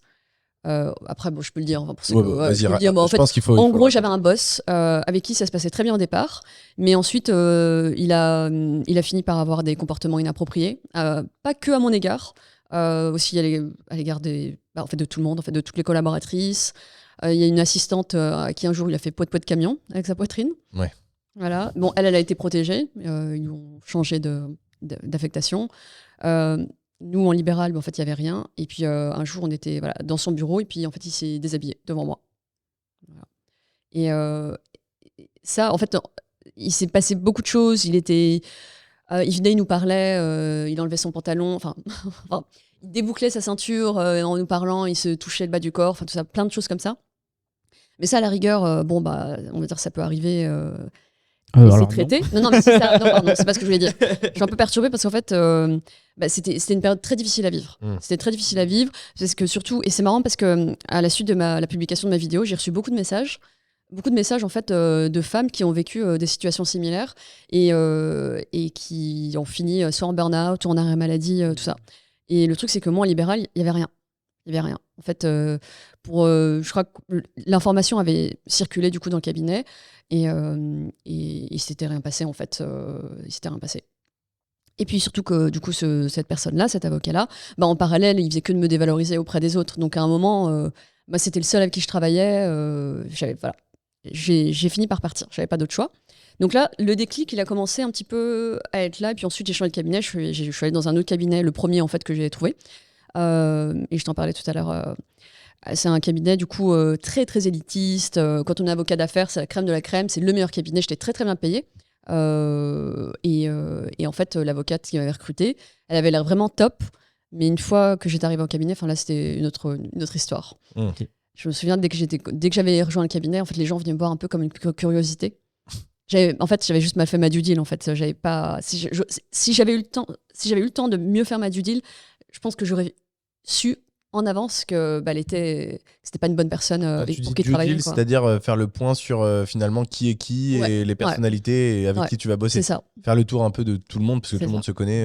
Exactement. Okay. Et je l'ai pas fait parce que en fait je devais quitter ce cabinet où en fait je me retrouvais avec un mec qui se déshabillait devant moi. Il y avait une notion d'urgence. Ouais, il y avait une notion d'urgence. Et d'opportunité, j'imagine, puisque tu te retrouves dans un cabinet qui te semble être, ou en tout cas qui est dit comme l'un des meilleurs. Ouais, exactement. Ouais, c'est ça. Et donc, finalement, qu'il l'est probablement, simplement, t'es pas tombé sur la bonne personne à ce moment-là. Exactement. Donc là, tout le monde a commencé à venir me voir dans ce nouveau cabinet en disant ça va et tout. Au bout de la 3e, 4e personne, j'ai compris qu'il y avait un truc bizarre, en fait, parce que les collaborateurs tiennent pas avec cette personne. Donc moi, j'ai tenu 3 mois. Vraiment, j'ai vécu un enfer. Il n'y a pas d'autre mot. Ça donne envie en tout cas. Franchement. Moi je pense que les gens qui nous regardent, qui sont plus jeunes que 18 ans et qui savent pas quoi faire, à mon avis, après avoir regardé Fred et Sonia, ils veulent devenir avocats. Oui, c'est sûr. Je pense. C'est sûr. Je pense qu'on va susciter les vocations. En plus, le pire, c'est que malgré tout ça, j'ai une nièce qui a décidé de faire des études de droit. Après, elle sera je l'ai pas poussé. Et donc ce cabinet, donc vraiment l'enfer, à chaque seconde, je me demandais combien de temps j'allais tenir, jusqu'à ce que du coup au bout de 3 mois, elle me dise écoute, ça marche pas, voilà. Et là j'étais soulagée, et le déclic en fait je l'ai eu là.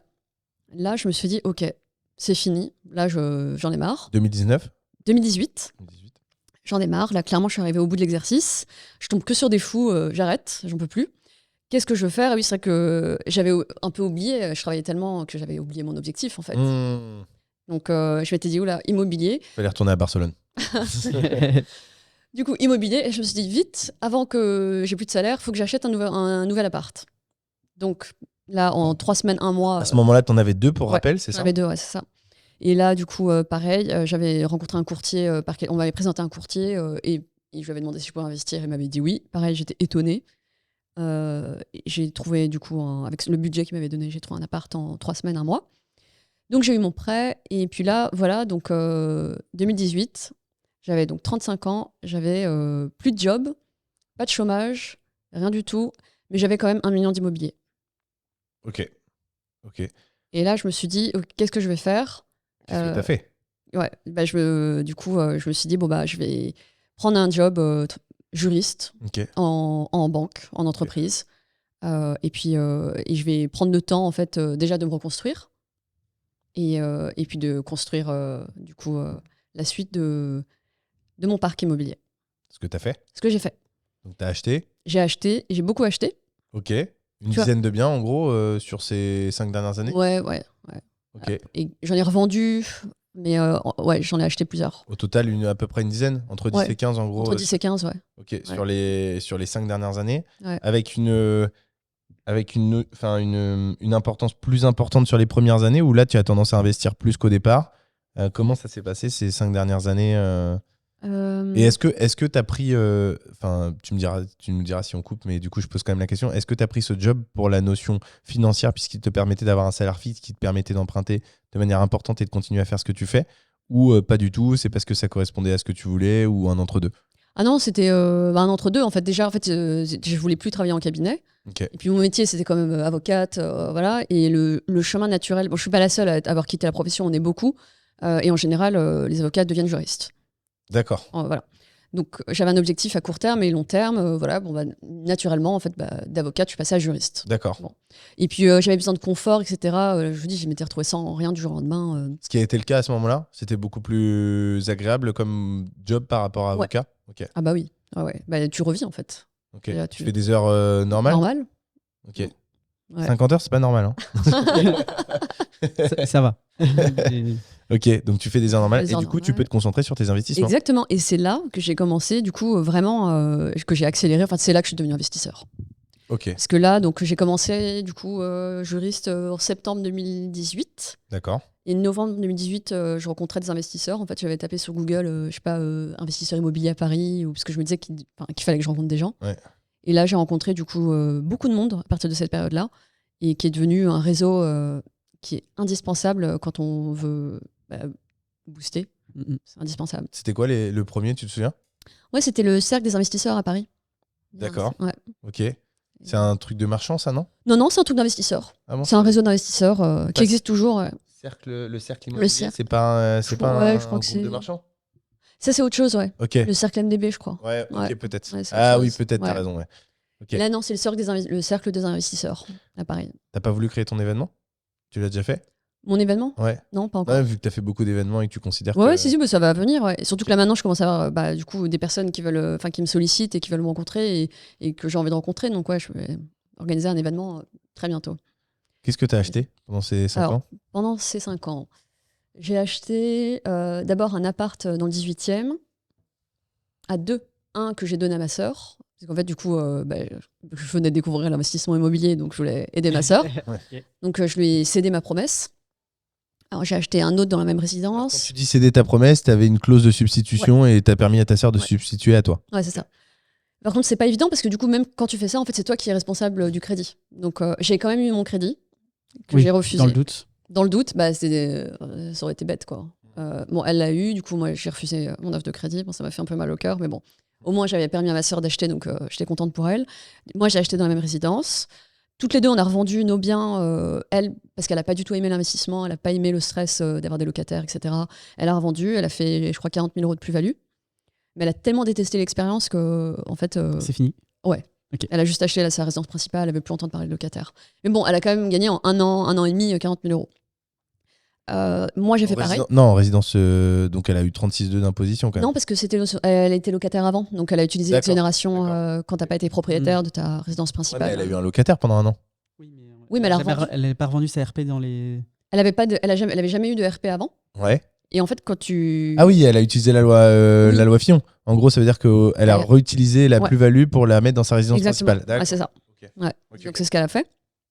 Moi, dans la même résidence, pareil, mon bien, il avait pris en valeur. Et puis, je crois qu'on était juste avant le Covid ou pendant, ou chose comme ça. Pareil, j'ai revendu. J'ai ressorti, je crois, 50 000 euros.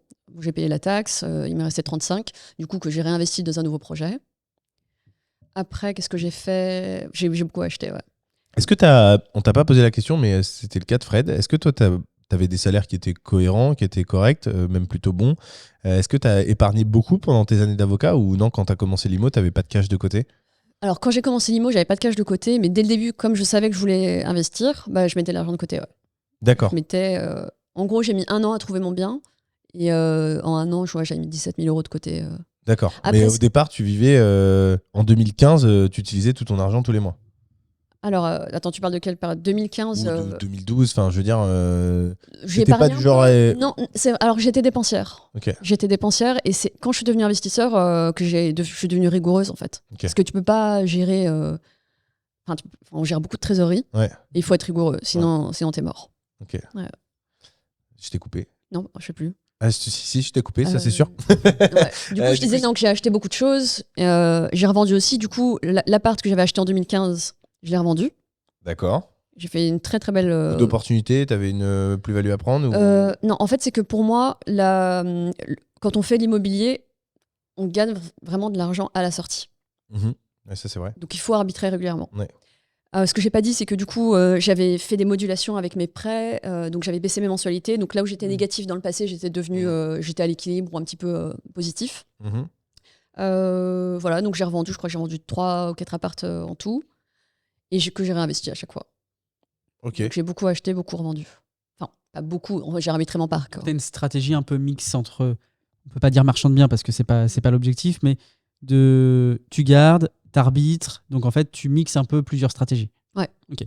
Ouais, c'est ça. Parce que du coup, moi, en fait, autant ceux qui font l'immobilier de rendement, ils tablent sur le cash flow mensuel. Moi, je table sur l'augmentation de la valeur du bien avec le temps. Okay. Et donc là, on a eu de la chance, enfin, je fais partie des investisseurs qui ont eu de la chance ces dernières années de tomber à un moment de l'histoire de l'immobilier où les prix ont gonflé. Mais c'est pas tout le temps comme ça. Voilà, il y a des périodes. Donc j'en ai bénéficié. Mais à long terme, l'immobilier prend toujours de la valeur. Ça, c'est sûr. À long terme. Bah, en tout cas, on est, je pense, tous d'accord autour de ça. Ne serait-ce que par l'inflation, parce que... Bien sûr. Parce que tout à l'heure, je vous disais que au départ, j'étais en négatif, mais avec les années, donc ça fait 10 ans, maintenant je suis positif en fait, parce que les loyers ont augmenté. David qui nous disait, il avait loué sa première maison, je crois que c'était 800 ou 900 euros. Il est à 1002 maintenant. Et ouais, 1002, et là il veut la passer à 1005. Voilà. Et le crédit reste toujours le même. Hein. C'est ça. Ouais. Donc tu as lancé ces différentes opérations. Tu nous disais 8 à 9% de rendement à peu près, c'est ça, sur tes biens, à Paris. Ouais. Donc ce qui est assez fou. Comment tu fais? En fait, alors comment je fais? Donc je vous ai dit que quand j'ai commencé, j'étais en négatif, etc. Et en fait, avec le temps, j'ai réfléchi, j'ai découvert des choses. En fait, c'est toujours quand on est investisseur, on est créatif, sinon tu peux pas avancer très loin. Donc au départ, donc j'ai fait le programme de base. Tu achètes un studio, en l'occurrence un T2, tu achètes un petit appart, tu le mets en location et fini. Sauf que quand tu veux cumuler, il faut être créatif, il faut réfléchir. Donc ce que j'ai fait, c'est que j'ai fait évoluer ma stratégie.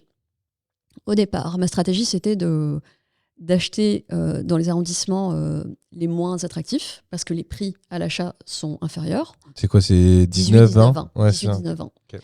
Alors que le delta par rapport au loyer est pas aussi important. D'accord. Donc j'achetais pas cher, 18, 19, 20, 18 et 20e en l'occurrence, et je louais très bien parce que je crée de la valeur, rénovation, etc. Okay. Donc je faisais ça, donc ce qui fait que j'étais à l'équilibre.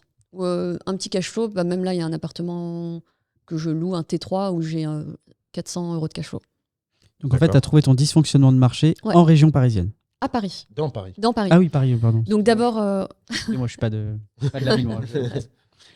Donc, dans Paris, 18, 19, 20. Okay. Et ensuite, c'était peut-être il y a 2-3 ans, moi, j'ai toujours voulu faire du luxe.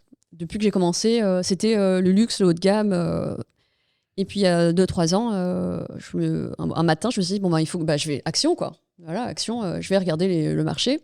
Et j'ai regardé, j'utilise un logiciel de recherche de biens immobiliers qui s'appelle Casapulse, que je recommande à tout le monde, qui est très bien. Je ne connaissais pas. Tu connais? En fait, c'est un agrégateur d'annonces. C'est comme l'e-box. C'est comme Castorux? Ouais. Ok. Ouais. Après, moi personnellement, je préfère Casapulse. Je le trouve hyper. Mais il y en a d'autres qui préfèrent l'e-box. L'e-box, c'est très bien aussi, ça fonctionne aussi. J'ai déjà trouvé des biens sur l'e-box. Ok. Et Castorux, j'utilise pas. Ok.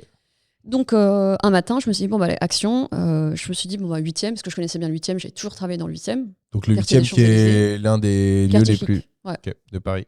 Ouais. Et en fait, je connais très bien ce quartier. J'ai toujours travaillé. Il y a beaucoup de cabinets. La plupart des cabinets d'avocats sont là-bas. Et donc, j'ai regardé. J'ai sélectionné. Qu'est-ce que j'ai fait? Je fais moins de 400 000 euros dans mes critères de recherche. Et ensuite, j'ai sélectionné du moins cher au plus cher. On était au mois de juillet. Je crois que c'était il y a 2-3 ans. Et puis là, je vois un appart délabré, enfin, tout dégueulasse, à 10 000, 6 du mètre. Dans le secteur, on est entre 12 et 15, voire plus. Ok. Et là, je me suis dit, mais c'est bizarre, pourquoi c'est encore là, quoi. Mm. Donc, j'ai appelé, et puis, comme à chaque fois que j'ai fait des bonnes affaires, en fait, je débarquais, le truc était nickel, enfin, pour un investisseur, et le truc était encore là, personne n'avait acheté. Après, on sortait du Covid, donc peut-être que les gens étaient en vacances, ou pas, mais en tout cas... Vous voulez moins acheter à Paris aussi à ce moment-là? Ouais, peut-être. Sortie de Covid, tout le monde annonçait. Ils étaient dans notre 20e arrondissement. Et avec plaisir. Non, c'était juillet, on était sortis du confinement. Bon, en tout cas, donc j'ai fait une offre, super agent IMO qui m'a aidé du coup à bien négocier. Et puis je l'ai bien négocié. Je crois que j'ai payé tu l'as eu à combien? 10 004, je crois. Okay. 10 004 ou 10 005. Ok. T'étais sur les champs? Ouais. Enfin, en gros, t'as l'avenue des Champs-Élysées, et t'as le rond-point des Champs-Élysées, et moi je suis juste au rond-point. D'accord. J'ai l'immeuble, au rond-point. Le rond-point des Champs-Élysées, c'est là où il y a l'Arc de Triomphe? C'est de l'autre côté. C'est de l'autre côté. Ouais, c'est l'autre bout. Ok. Donc voilà, après, comment j'ai fait pour trouver le financement? C'est là où après, tu as l'avenue avec les boutiques. Avenue Montaigne. Ouais, l'avenue Montaigne. Ouais, c'est ça. Je suis pas loin, ouais. Ok. Ouais. Chanel et tout. Okay. C'est ça. Tu connais. Il a pas le choix. et tu racontes l'anecdote ou pas? Vas-y, raconte-la. Celle d'hier. Avec ma chérie? Ouais. Elle est énorme celle-là. Non mais attends, tu vas rigoler. Ça fait une petite digression, mais ça a à voir avec Chanel. C'est une chérie qui passe beaucoup de commandes. Beaucoup? C'est un euphémisme. Ouais, elle passe quelques commandes. Alors, Erwan, il faut savoir qu'on s'appelle assez régulièrement. Je pense que une fois sur 3, quand je l'ai au téléphone, et je pense 100% du temps que quand je l'ai au téléphone et qu'il est chez lui et qu'il me répond, il dit bonjour. Il dit bonjour à des livreurs. Parce qu'il y a des colis qui viennent chez lui. Oui, j'ai une petite amie qui reçoit quelques colis à la maison. Elle est influenceuse ou... Elle est, on va dire micro-influenceuse. Ouais. D'accord. Donc elle a 75 000 sur TikTok, je crois, en ce moment. Et donc elle reçoit beaucoup de colis. Et ça c'est la première donnée. Elle en a reçu Elle reçoit des colis Chanel de l'avenue Montaigne. Non, même pas. C'est plutôt du Zara, du H&M et tout. Donc... Combien elle en a reçu hier? 4. Ouais. C'est énorme. Ouais. 4, et j'ai su dans son TikTok qu'en fait il y en avait 5. Il y en a que t'as pas vu? Ouais, je l'ai pas vu. Et donc ça c'est la première donnée. La deuxième donnée qu'il faut avoir, c'est que j'ai une très très très bonne étoile. Je sais pas pourquoi, pour qui, d'où ça vient, mais j'ai une très très bonne étoile. Et je vais dans la Baule, je m'arrête pour réserver le resto de ce midi, et je vois un truc UPS, un camion, et puis le livreur il me regarde bizarre. Je le regarde, et puis moi j'attendais pour une fois un colis, une aile de kite. Et bref, et le mec il me fait, dans la Baule, à l'autre bout vraiment de la ville, il me fait vous habitez à Villejoie? Je dis oui. Tu t'appelles Erwan? Oui. J'ai un colis pour toi. Je dis oui, il me semble. Comme tous les jours. Il me dit écoute, j'ai reconnu ton nom sur le colis, mais le mec qui te l'a envoyé, il s'est complètement trompé. Il l'a envoyé dans un point relais et pas à ton adresse. Bref, il s'est gouré. Il me dit mais je l'ai dans le camion, mais je peux pas te le donner, etc. Et enfin bref, on a réussi à bricoler. Mais le mec m'a reconnu dans la rue. Donc, tellement... dire, en fait, il t'a reconnu dans la rue. Il m'a reconnu dans la rue tellement il est habitué à nous livrer à la maison. Et il connaissait mon nom et mon prénom. Et au bout de 2 secondes, on se tutoyait, c'était très drôle. Donc voilà. Donc tu reçois vraiment beaucoup de colis. Comme disait Erwan, quand tu te fais reconnaître par la personne qui travaille à la poste, ça va. Quand tu te fais reconnaître par le livreur de colis, ça quand commence à être un peu Colis bizarre. West il dit bonjour, comment ça va aujourd'hui? Que ça soit ta factrice, c'est une chose. Mais alors, le livreur de colis West. Voilà. J'ai que 4 colis aujourd'hui pour toi. La prochaine étape, c'est quand on va m'appeler frère. Là, je vais dire oh là là. Ça va pas du tout. Bref, fin de parenthèse. Donc, Non. tu es avenue Montaigne, ouais. à l'angle d'avenue Montaigne à Paris. Ok. Enfin, je suis plutôt à l'angle. Ouais, enfin, je suis le rond-point des Champs-Élysées. Ok. On a qui comme profil qui vient louer ses appartes? Alors, du coup, non, bah attendez, je vais y arriver parce que c'est Vas-y. intéressant. Comment je suis arrivée à ça? Du coup, donc j'achète ça sans me poser de questions encore. Je me dis, bon, juste 10 006. J'avais l'idée, à ce moment-là, je m'étais dit, bon, pourquoi pas faire du marchand de biens? Pourquoi pas? Mais moi, je veux garder les biens, en fait. Je veux vraiment faire du patrimoine. Donc, j'achète, je fais mes travaux. Et puis là, au moment de la mise en location, vraiment, j'hésitais. Je ne savais pas comment faire, en fait. L'appart me coûte cher. Quand tu dis que tu savais pas comment faire, c'était le prix en fait. Tu savais pas quel prix proposer. Ouais, je c'est savais ça pas quel prix proposer. Et puis, c'est vrai que c'est un peu un achat, un peu je veux pas dire coup de cœur, parce que bien évidemment, je l'ai fait intelligemment. Mais c'est vrai que j'ai fait cet achat sans penser à comment j'allais l'exploiter derrière. T'en as eu pour combien au total? L'achat, je crois que j'en ai eu pour. Je crois que c'est 390 ou 380. Et les travaux, j'ai eu beaucoup de travaux parce que j'ai tout restructuré. C'est un studio, j'en ai fait un 2 pièces. Je crois que j'ai 50 000, 60 000. T'es à 2000 du mètre, à peu près? Sur ta réno? Ouais, et elle m'a coûté cher la réno, ouais. T'as combien de surface? Sur une petite surface, 2000 du mètre aujourd'hui. Ouais, mais c'est parce que je pense que j'ai créé des cloisons, parce que là, je suis en train de faire la même chose dans un studio plus petit, dans les mêmes voisins, et ça que les travaux, j'en ai pour très cher aussi. C'est les cloisons, dès que tu fais les cloisons. T'as combien de surface au total sur l'appart? 37. Ok. Ouais. Ok. Donc je finis la réno, voilà, je me suis dit, bon, qu'est-ce que je vais faire de cet appart? Est-ce que j'y vis? Est-ce que j'y vis pas? J'y vis pas, parce que en fait, c'est hyper agréable d'habiter dans ce quartier. Bon. Évidemment. Enfin, peut-être pas pour ceux qui habitent à La Baule. Ouais, nous, bah si, moi 2 jours à Paris, c'est bien. J'adore. Mais après, il faut que je. En fait, c'est des endroits qui sont très bien, mais enfin, moi je trouve en tout cas si tu gagnes très très bien ta vie. Parce qu'en fait, sinon, t'as pas les moyens de profiter des activités qui Franchement, autour. Paris, c'est incroyable si tu es dans un bon quartier et tu prends pas le métro. Ouais, c'est la plus belle ville du monde si c'est. Ouais, Par contre, t'es pas dans un beau quartier et tu dois prendre le métro et le RER tous les Et jours. t'as 2 heures de transport pour aller au boulot, j'exagère à Ouais. peine. C'est tout de suite. En fait, Paris, c'est pas le même pour tout le monde, tu vois. Ouais, c'est très vrai. Ouais. Ça dépend de tes moyens financiers. Ouais, c'est ça. Pas la même vie. Et donc, Ouais, exactement. Et donc, du coup, finalement, je cherche des locataires moi-même. À cette époque, j'avais pas de gestionnaire. J'avais trouvé un petit couple, mais le loyer n'était pas hyper élevé. Donc, j'ai pris quelqu'un juste, je m'étais dit, bon, le temps de réfléchir à un autre mode d'exploitation, voir ce que j'en fais. Je vais prendre quelqu'un juste pour 6 mois. Bon. Je l'ai loué 2000 €. Ok. 2000 €, ouais. Et puis ensuite, en fait, j'ai commencé et je m'étais rendu compte quand j'avais mis mon annonce qu'en fait, j'étais harcelée de messages de gens qui venaient de la planète entière qui voulaient du coup un appart pour 6 mois ou voilà pour leurs études. Ouais.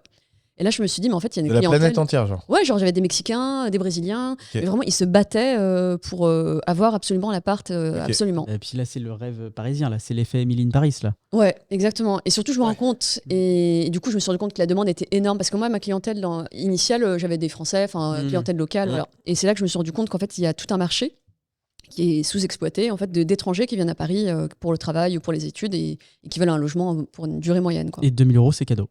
Exactement. Bon, alors, tu l'as loué combien? Bon, alors du coup, maintenant, je le loue entre 3500. 3500? Ouais. Et ça part à la même vitesse? Oui. Ouais, Et c'est les prix, hein. C'est des petites durées? Les gens restent en moyenne 3 mois. 3 à 6 mois. Ah, donc tu es sur un mix, tu n'es pas sur de la LCD, tu n'es pas sur de la LMN, la location meublée classique comme on l'entend. Ouais. Tu as créé un marché. J'ai créé un marché, ouais. En fait, j'ai créé mon rendement. Okay. Et c'est là que tu vois quand t'as pas le choix. C'est ça que tu disais tout à l'heure qu'à un moment faut foncer, faut pas se former. Et c'est vrai, quelque part en fait tu fonces, tu fais le truc. Moi j'ai fait ce projet, je savais même pas comment j'allais payer. En plus je lui ai dit j'ai un gros crédit là-dessus. Je crois que je suis à 2000. L'appart me coûte 2400 je crois par mois. Donc je me disais en plus je vais être à moins 500. Putain c'est pas smart. Je vois toute la journée les gens qui vont acheter des immeubles à 10%. Qu'est-ce que je fous quoi. Et en fait du coup à force de réfléchir et de chercher. J'ai trouvé quoi. Et tu trouves facilement, par contre, t'as pas de vacances locatives importantes? Non. Ce que j'ai remarqué, c'est que du coup, là maintenant, j'ai des apparts un peu partout à Paris. Et maintenant, je suis en train de vendre les apparts les moins bien placés.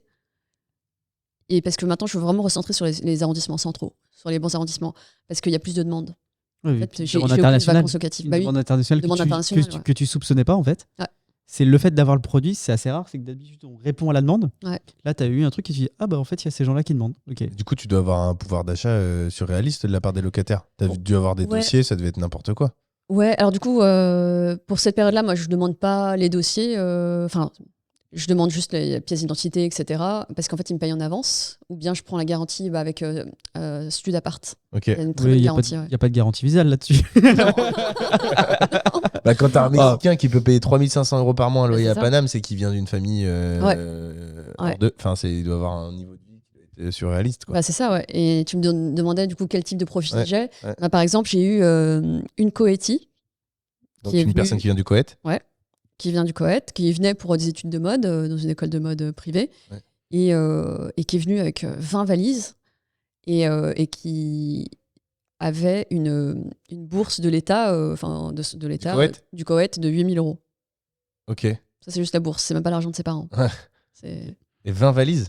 Ouais. Elle avait des gens avec elle qui lui ont apporté les valises. Alors, c'est pas moi qui accueille du coup mes locataires, j'ai mon gestionnaire, mais c'est mon gestionnaire qui m'a raconté qu'il a dû porter. C'était hallucinant, quoi. Il y avait beaucoup de valises à porter. Ouais. Ouais.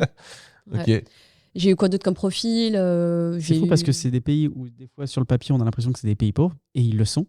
Et tu sens pas Koweït. pas le Koweït. Koweït, c'est Ouais, non. paradis du pétrole. Ah, c'est paradis Ok, du autant pétrole. pour moi. hein. Non, mais je 8 pensais 000 € de bourse. Je pensais au Mexique, tu vois, des endroits comme Ah, le ça Mexique, où, ouais. où il y a des fractures entre Ouais. les très pauvres et les très riches. Bah, c'est tu clair. Eh ben, C'est ouais. clair. Bah, j'ai eu une Mexicaine qui était habillée en Chanel, Hermès, de la tête aux pieds. Et puis un jour, je l'ai vue dans une boutique Chanel. Déjà, elle était vois. tout en Hermès, etc. Et puis, elle achetait plein de trucs avec sa sœur. Ouais. J'ai ce type de client. Et du coup, est-ce que a posteriori, sur tes 2-3 ans d'exploitation de ce type d'appartement, est-ce que tu as des difficultés similaires que tu trouves sur d'autres appartements? Est-ce qu'ils font le bordel? Est-ce que ces profils-là? Ou est-ce que non, c'est comme on pourrait l'imaginer, c'est nickel, t'as jamais eu de problème? Alors, les seuls problèmes que j'ai, c'est avec les Français. Ok. Bah, en fait, ouais, j'ai des apparts, par exemple, dans le 20e. Jusqu'ici, j'ai eu des clients chiants. Ok. Je- Les étrangers, ils t'emmerdent pas? Non, les étrangers sont contents, ils ont leur appart, ils payent, ils sont contents, ils ont le confort. Et les apparts, c'est nickel? Tout nickel. À chaque fois? Ouais, j'ai jamais eu de. Est-ce que j'ai eu des casses? Non, c'est rare.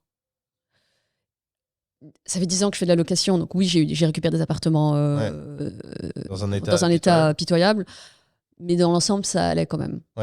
Non, mais en fait, la question a été ciblée sur cet appart à côté des Champs-Élysées. Non, tout Celui-là, va bien. t'as jamais aucun Non. problème. Aucun. C'est pour ça que du coup que je réitère l'opération. Ok. Parce que avec du coup là mon nouveau mode d'exploitation, j'ai fait le bilan et les meilleurs clients c'est les étrangers. Et par exemple j'ai un T3 dans le 20e que je joue très bien en fait. Je joue à des étudiants, ça se passe très bien. Non, mais puis ce qui est drôle, c'est que depuis que tu parles de cet appart, tu parles plus de locataire. Ouais, c'est des Tu clients. parles de clients. Bah, c'est des clients. Non, mais c'est Bah oui. en fait, ça me fait penser un peu à Binge. Ouais, avec Qui- la location courte durée. Avec la location courte durée, quand tu parles avec Benjamin de la location courte durée, Ouais. il te parle jamais d'immobilier en fait. Il te parle d'expérience client, il te parle de client, D'entrepreneuriat. d'entrepreneuriat, mais jamais il parle d'immobilier. Parce que ça devient du business en fait, c'est plus de la Bien sûr. location. Mhm. Et j'ai des gens qui restent jusqu'à. En fait, aussi l'un des facteurs qui m'a fait me tourner vers ce mode d'exploitation, c'est que je me suis rendu compte que les gens à Paris restent pas longtemps en meublé, Mm. moins d'1 an en général. Mm. Et en fait, ça m'a saoulée. Je me suis dit, les gens payent un loyer classique, voilà, et puis ils se barrent au bout de 10 mois. Et moi, je me retrouve à la rotation, c'est pénible. Et c'est là que je me suis dit, autant prendre des gens pour 6 mois. Et qui, du coup, Tu sais qu'ils viennent pour 6 mois. je sais qu'ils viennent pour 6 mois. Par contre, ils payent. Voilà. Et en plus, franchement, cet argent-là, il paye plus cher, mais en fait, c'est énormément de travail d'accueillir des gens pour des durées comme ça, en fait, parce qu'il faut entretenir les biens, il y a toujours des choses, il faut que tout soit nickel, tout ça, quoi. Ok. Et du coup, tu pars sur un bail meublé classique? Ça dépend. Bail résidence secondaire. Ok. Ouais, bail résidence secondaire. Ça dépend de la durée de location. Mais du coup, c'est de la LCD déguisée, le terme est pas bon. Mais du coup, tu n'es pas soumis à la réglementation. Non, c'est pas de la location courte durée, en fait. Ok. C'est Parce que ça dure plus de parce que ton bail est de minimum 3 mois. 3 mois, ouais, c'est ça. Et puis t'as un bail déjà. Et t'as un Ouais, bail, bien sûr. exactement. Ouais, Ouais, bien c'est sûr. de la C'est location. juste ça. En fait, c'est de la location. C'est juste que j'accepte de louer mon bien pour 3 mois, 4 Non, mais mois, t'en as 5 qui mois. doivent rester un mois, j'imagine. C'est rare. C'est rare. C'est rare, Question ouais. juridique. Et puis, j'aime pas, ouais, c'est J'ai pas trop du tout la réponse, mais si demain, je sais pas, moi, je veux louer un appart avec un bail pour 10 jours, je suis considéré comme de la LCD ou pas? 10 jours, ouais. Ok. En fait, Même s'il y a un bail? Ah oui, parce Ok. qu'en fait, moins de 3 mois, c'est la location saisonnière. Ok, moins de 3 mois. Moins de 3 Ok, mois, ça ouais. marche. Ouais. Ok, vrai. c'est Moins vraiment de 3 le. mois, ouais. Très bien. Ouais. Ok. Ah, mais au pire, tu fais un bail de 3 mois et la personne reste 10 jours et tu donnes pas de préavis. Non, mais c'est des déguisés, c'est pas Je ne légal. parlerai qu'en mais- présence de mon avocat. Bah, il est là. Ouais, mais moi j'aime bien quand c'est carré. Ouais. Ouais, bien sûr, mais je dis normal. pas qu'il Là, faut ouais. le faire ou pas le faire. Mais disons que tu es un peu sur un entre-deux. Aujourd'hui, il y a un flou juridique parce qu'il y a personne qui le fait. Non, c'est pas un flou juridique, j'ai tout clarifié. Hein. C'est pas un flou juridique, c'est juste en fait le gouvernement a justement mis en place la possibilité pour, en fait, pour les gens de trouver des logements pour une moyenne durée. Parce qu'avant, Mhm. c'était pas possible, tu étais obligé de faire un bail de 1 an, etc.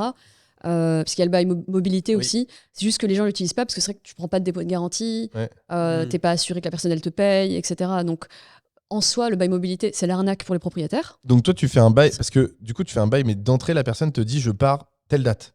En fait, c'est la durée, elle est fixe. Elle est fixe. Elle est fixe Dès la signature. dès la signature, ouais. Et c'est Pour cette personne-là en particulier, donc tu fais un bail que tu adaptes à chaque fois en fonction des Ça peut être profils. 3 mois, si la personne 6 mois, reste 3 un an. mois, là par exemple, dans un appart, il y en a qui viennent le 2 août jusqu'au 30 mai. Bon, bah, dès le départ, le bail, c'est 30 août au 2 mai. Et t'es payé d'avance sur tous les mois. Non, Non. c'est payé mensuellement. Non, parce que payé tu disais tout à mensuellement. l'heure que tu avais des personnes qui payaient d'avance. Il y en a, mais ça, en fait, il y en a, mais globalement, non, ils payent mensuellement. Ouais. D'accord. Ils payent mensuellement. Et surtout, en fait, le truc, c'est qu'il y a la garantie stud appart. Ça, c'est Ouais. c'est hyper bien. Tu l'as déjà fait fonctionner? J'ai jamais eu à l'activer, Ok. mais limite, en fait, je la demande plus là, parce que ça fait payer les locataires ou les clients en plus, et il n'y a pas forcément besoin. Parce que, en fait, quand tu loues à des étrangers, les étrangers, ils viennent pas pour pas Ouais. payer, quoi. Ouais. Ils viennent pour faire des études, ils viennent pour une mission, ils viennent pas pour pas payer leur loyer, quoi. Puis il y a qu'en France où les gens se disent bon, bah voilà, je vais juste pas Je payer paye mon pas et loyer, je reste. et il va rien se À passer. mon avis, au Mexique, c'est pas la même chanson. Oui, non, au Mexique, tu payes ton loyer. tu payes ton loyer. Ouais. Sinon, le padré, Ouais. il va venir s'occuper de toi. Elle plombe. Ok, bah, c'est intéressant. Et du coup, ça te permet donc 3500 € par mois. Si on multiplie par 12, ouais, en effet, tu es sur un rendement qui s'approche des 10% à peu près par rapport Ouais. au chiffre que tu Un nous as peu annoncé. moins, je suis à 8 ou 9, ouais. 8 ou 9. Ok. Mais par contre, avec une dimension patrimoniale assez incroyable. Ouais. Ok. Ouais. Tout le monde ne peut pas dire qu'il a ou qu'elle a un appart sur les champs. Après, on s'en fiche de le dire. Enfin, Non, ce qui mais- compte, c'est- mais Peut-être que c'est un appart dans 10 ans que tu seras contente de retrouver pour toi, ou tu vois.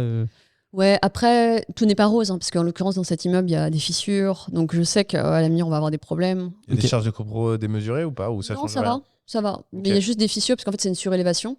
Ok. Il y a des fissures, donc voilà, il faut. Voilà, c'est pas tout rose, quoi. C'est quoi le gros point négatif de cet investissement? Celui que tu C'est nous as cette pas histoire dit. de fissures où je sais que Ah, mais à ça, terme. c'est juste cet immeuble. Mais à Oui. part cet immeuble. Ah oui, à part Ça aurait cet été dans immeuble. un autre immeuble. C'est quoi le point négatif? Le rendement qui est intéressant mais qui est pas délirant. Alors, le point négatif, c'est. Alors, en fait, c'est la réglementation sur les loyers. Ok. L'encadrement des Oui, loyers. Donc, oui. ce qu'il faut savoir, c'est que l'encadrement des loyers ne s'applique qu'aux résidences principales. Ok. Ah, c'est pour ça que tu fais un bail de résidence secondaire. Oui, même, en fait, je vous dis, j'ai fait mes recherches, j'ai validé, etc. Le truc, c'est qu'une personne qui vient à Paris pour 3 mois, 6 Ouais. mois, c'est pas sa résidence principale, en fait. Parce que la résidence principale, c'est le lieu où on réside 8 mois, au moins 8 mois par an. D'accord. Donc, la personne qui est là 6 mois, C'est pas au moins 6 mois? non, c'est 8 mois. Ok. C'est l'endroit où on réside la majeure partie de l'année. Donc, oui, 8 mois. Après, en soi, en fait, il y a différents critères. Mm. En soi, par exemple, si tu fais un achat-revente, etc., il n'y a pas de durée minimum. Mm. Mais c'est juste que concrètement, si tu veux faire un recours, si tu es dans un endroit 3 mois, concrètement, bah non, c'est pas crédible de dire que c'est ta résidence Ouais, principale. ouais, quoi. tout à fait. Ok. Et en plus, ça a été validé par la Cour de cassation. Parce que tu as une personne qui a fait de la LCD et qui ensuite, le reste de l'année, a loué en durée moyenne. Et ça n'a pas été considéré comme la courte durée. Ok. Donc, tu peux louer en toute légalité sur des durées moyennes. Mais il y en a aucun qui t'a demandé de prolonger. Il y en a aucun qui t'a dit je pars le 10 mai et finalement il est parti le 20 juin. Ça peut arriver, ouais. Peut-être Ok. pas un mois de plus, mais quelques jours de plus. plus. Ouais. Ok. Et là dans ce cas tu. Un bail. Tu prolonges le bail, tu fais un avenant. Ok, intéressant. Et donc du coup, pas de point négatif majeur sur cette stratégie-là. Pas que tu as découvert. Ah si, bah, par contre, c'est très, très chiant à gérer. Hein. Parce qu'en fait, tu es à cheval, c'est vrai que tu es un petit peu à cheval entre la courte durée et la longue durée. Et c'est plutôt de la longue Entre durée. l'hôtellerie et l'immobilier, en fait. Ouais. C'est Et- toi qui t'en occupe. Non. J'ai une gestionnaire qui est géniale. Donc ça Mais- change rien pour toi. J'ai quand même des choses à faire. T'as quand même Franchement, des choses à faire. j'ai quand même des choses à faire. Ouais. Parce que c'est pas elle qui fait le bail. Si, elle fait tout, mais il y a quand même des choses à faire. Tu vois, c'est tout con, mais voilà, par exemple, j'ai un ballon qui vient de péter là dans un appart. Ouais. Euh, Mais ça, Il a- il aurait pété que tu fasses de la longue ou de la moyenne durée. oui, Mais le truc, c'est quand quelqu'un est là. 3 mois, il est 3 plus mois, exigeant que quelqu'un. Bah oui, et en plus, quand il paye cher, voilà, donc la personne, elle exige un remboursement, enfin une indemnité. Du coup, la gestionnaire a dû voir avec moi, j'ai dû échanger. Finalement, j'ai accepté, parce que oui, je considère que elle est là pour pas longtemps, elle paye cher, il faut qu'elle ait un service réprochable. Donc là-dessus, je l'ai remboursé. Le ballon, je l'ai changé, là, je suis en train de le changer, et c'est galère parce que le nouveau ballon est plus petit que l'ancien, c'est horrible, enfin, c'est hyper moche comme ça. Je dois faire un coffrage. Ça, c'est pas la gestionnaire, en fait, c'est moi. Et quand t'es pas là, quand tu délègues, je pense que vous le savez. Là, en l'occurrence, j'étais pas là quand le plombier a installé le nouveau ballon. Mais c'est moche, quoi. C'est horrible. C'est pas, disons que c'est pas fait comme toi, tu aimerais que ça soit Voilà. Ouais. Du coup, t'es quand même obligé quand même d'avoir un œil dessus. fait. Ok. C'est quoi les... Parce que je pense qu'on a quand même pas mal fait le tour de ton histoire. Avant de te poser les dernières questions, c'est qui Sonia dans 1 an, 5 ans, 10 ans? C'est quoi tes prochains objectifs? Là, tu nous as dit que tu voulais constituer un empire, que tu l'avais partiellement fait, donc ça sera la première étape. Mais est-ce qu'il y a un enjeu entrepreneurial? On n'en a pas discuté. Est-ce qu'aujourd'hui, tu as la volonté de développer des entreprises qui proposent du service? J'en sais rien. Il y en a qui montent des boîtes de travaux, il y en a qui montent des agences, il y en a qui montent que sais-je. Tu as des idées ou pas du tout? Tu veux rester juste uniquement sur l'investissement immobilier? Non, ouais, j'ai des idées, ouais. Déjà, j'adore l'immobilier. J'en ai besoin, en fait. Je sais que je ferai toujours ça. Il y a des périodes où je me dis, bon, j'arrête. Mais en fait, on n'arrête jamais. Donc ça, ce sera toujours là. Et après, oui, il y a différents projets. En fait, je suis hyper active. J'adore faire des choses. J'adore lancer des projets. J'adore me lancer des défis. Donc, ouais. Tu sais lesquels? Ouais, j'ai des idées, ouais. Tu veux les partager? Pas encore. Ok, ça marche. Et donc, d'un point de vue immobilier, si j'ai aussi une petite question, tu veux monter un empire, tu veux le faire seul. J'imagine qu'aujourd'hui, ton objectif, c'est 10 millions. Quand il sera passé, tu en auras un autre, je pense. Sauf si tu souhaites t'arrêter, mais la plupart du temps, nos profils on a vocation à toujours chercher à se développer. Pourquoi tu n'as pas fait le choix d'aller chercher un associé pour aller chercher plus de dettes et croître de manière différente? En fait, pour moi, l'immobilier... En fait, dans l'immobilier, tu as ceux qui s'associent et tu as les loups solitaires. Tu vois, par exemple, là, je suis avec mon compagnon, lui aussi fait de l'immobilier, mais on a des stratégies tellement différentes que lui, il n'achèterait jamais ce que moi j'achète et lui, il n'achèterait jamais ce que... Voilà. J'ai perdu ma phrase, du coup. Ouais, mais en gros, il n'achèterait pas ce que toi t'achètes et toi t'achèterais pas ce qu'il achète. On n'est pas du tout sur la même stratégie. Lui, il est sur des immeubles de rapport dans le Nord. Voilà, on n'est pas du tout raccord sur nos projets. Mais par contre, en entrepreneuriat, oui, on a envie de faire des choses ensemble. Ouais. Ok. Ouais. Donc du coup, toi, l'immobilier, tu le vois solo. Ouais. Par contre, tes projets entrepreneuriaux, tu comptes les développer avec d'autres personnes Ou avec mon compagnon, en tout cas à deux, ouais. Mais l'immobilier, c'est mon truc, quoi. J'aime bien. Ok. Ouais. Ça marche. Parfait. Je te laisse les dernières questions. Et c'est parti. Vas-y. Est-ce que tu as des passions inavouables que tu n'as jamais dites à personne? On la veut. Il y en a une forcément. De toute façon, là, t'as souri, donc tu t'es trahi. Bon. Il la faut. Et au pire, on fera du montage. On attend tant qu'on l'a pas, on bouge pas. Et on aime bien les blancs, ça peut être gênant. Donc, moi, le blanc, ça m'inquiète pas. donc, nous t'écoutons. Tu connais le podcast en plus, donc forcément. Il n'y a pas de secret. On ne donne pas d'exemple. En fait, c'est pour ça que je souris, c'est parce que j'ai écouté du coup vos autres podcasts et en fait, je suis vraiment désolée, mais je n'ai pas. Mauvais joueur. Les prochains, de toute façon, on les invite que s'ils en ont. Sinon, j'arrive plus. Donc, tu n'as aucune passion inavouable? Inavouable. Alors, t'en as une, mais du coup, tellement inavouable que tu peux pas le dire. Mais une qui est entre les deux. En fait, qu'est-ce que vous voulez dire par passion inavouable? Parce que... Ou un toc inavouable. J'ai trouvé ça bien la dernière fois, l'idée de toc. Qu'est-ce qu'on veut dire? Par exemple, Kylian, il nous a dit que sa passion, c'était de se masturber 5 fois par jour. Ça, c'est sa passion. Simon d'Aragon, il collectionne les chemises. Ouais, c'est un vrai en off, il nous a dit on a le chiffre exact. Ouais. Il a on n'était pas sur le bon chiffre en podcast, mais il nous a quand même balancé l'info. Enfin, tu vois, il y a les collections des chaussons d'hôtel, et ça encore, c'est une passion approximative. Ou un toc, mais il y a forcément un truc que tu fais où t'en es pas la plus fière. On aime bien, Franchement. on aime bien mettre parce que souvent on crée une image hyper positive et tant mieux de la personne, mais c'est vrai qu'on aime bien montrer qu'on reste que des humains et qu'avant tout on fait des choses comme tout le monde.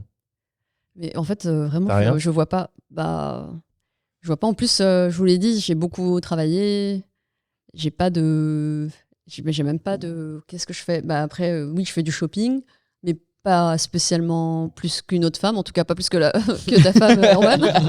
Oui, non, mais là, on est sur là, on est. Oui, un vrai c'est niveau, au là. niveau pro, là. C'est maladif. Oui, oui. Non, non, c'est quelqu'un qui s'entraîne, qui va chercher la performance. Voilà, on est sur un vrai profil, tu vois. C'est professionnel, c'est un métier. Non, je sais pas. Peut-être que, je sais pas, dès que je vois des livres en dev perso, même des livres en général, avant que je lisais beaucoup de romans, en fait, je cumule des livres. J'ai je sais pas, j'ai beaucoup de livres. C'est pas une passion inavouable, ça. Non, pas du tout, non. Passion inavouable. Hein. Ah si, peut-être, ouais. Je vais regarder des carrelages régulièrement, parce que j'aime bien. Ouais. Ça va, c'est gentil. On s'en approche. Vas-y, continue. On va y arriver. Hein. On va y arriver. Qu'est-ce que je fais? Ouais, c'est ça. Je vais dans des boutiques de carrelage juste pour le plaisir de voir des Du nouveautés. carrelage. Quoi. Ouais, ça va. Non, il n'y a rien du tout. Passion inavouable. Déjà, est-ce que tu as des passions? Oui, c'est l'immobilier. Alors ça c'est pour ça c'est fait pour vendre des formations. Ensuite, J'ai une autre passion, c'est la mode.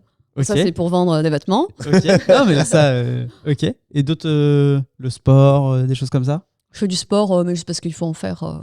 C'est pas mon. Ouais, Ouais, t'aimes pas Tu ça. fais pas par plaisir. Non. Ok, J'ai un coach qui me fouette pour faire du sport. ok. Ok, bah, ça c'est une passion inavouable.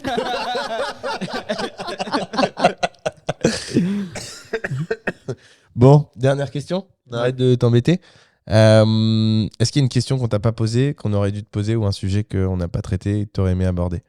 Si oui, lequel? Alors, est-ce qu'il y a des sujets qu'on n'a pas abordés T'as pas demandé assez de chiffres peut-être? Non, peut-être. Non, j'ai peut-être juste quelque chose à dire. Ouais. Vas-y. Pour ceux qui nous écoutent, en fait, moi, dans mon parcours, vraiment, ce qui m'a à chaque fois fait avancer, c'est en fait, la détermination.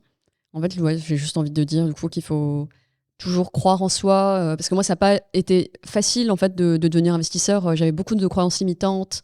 Et en fait, ça a été un long parcours, moi, de quitter mes croyances limitantes et de devenir investisseur.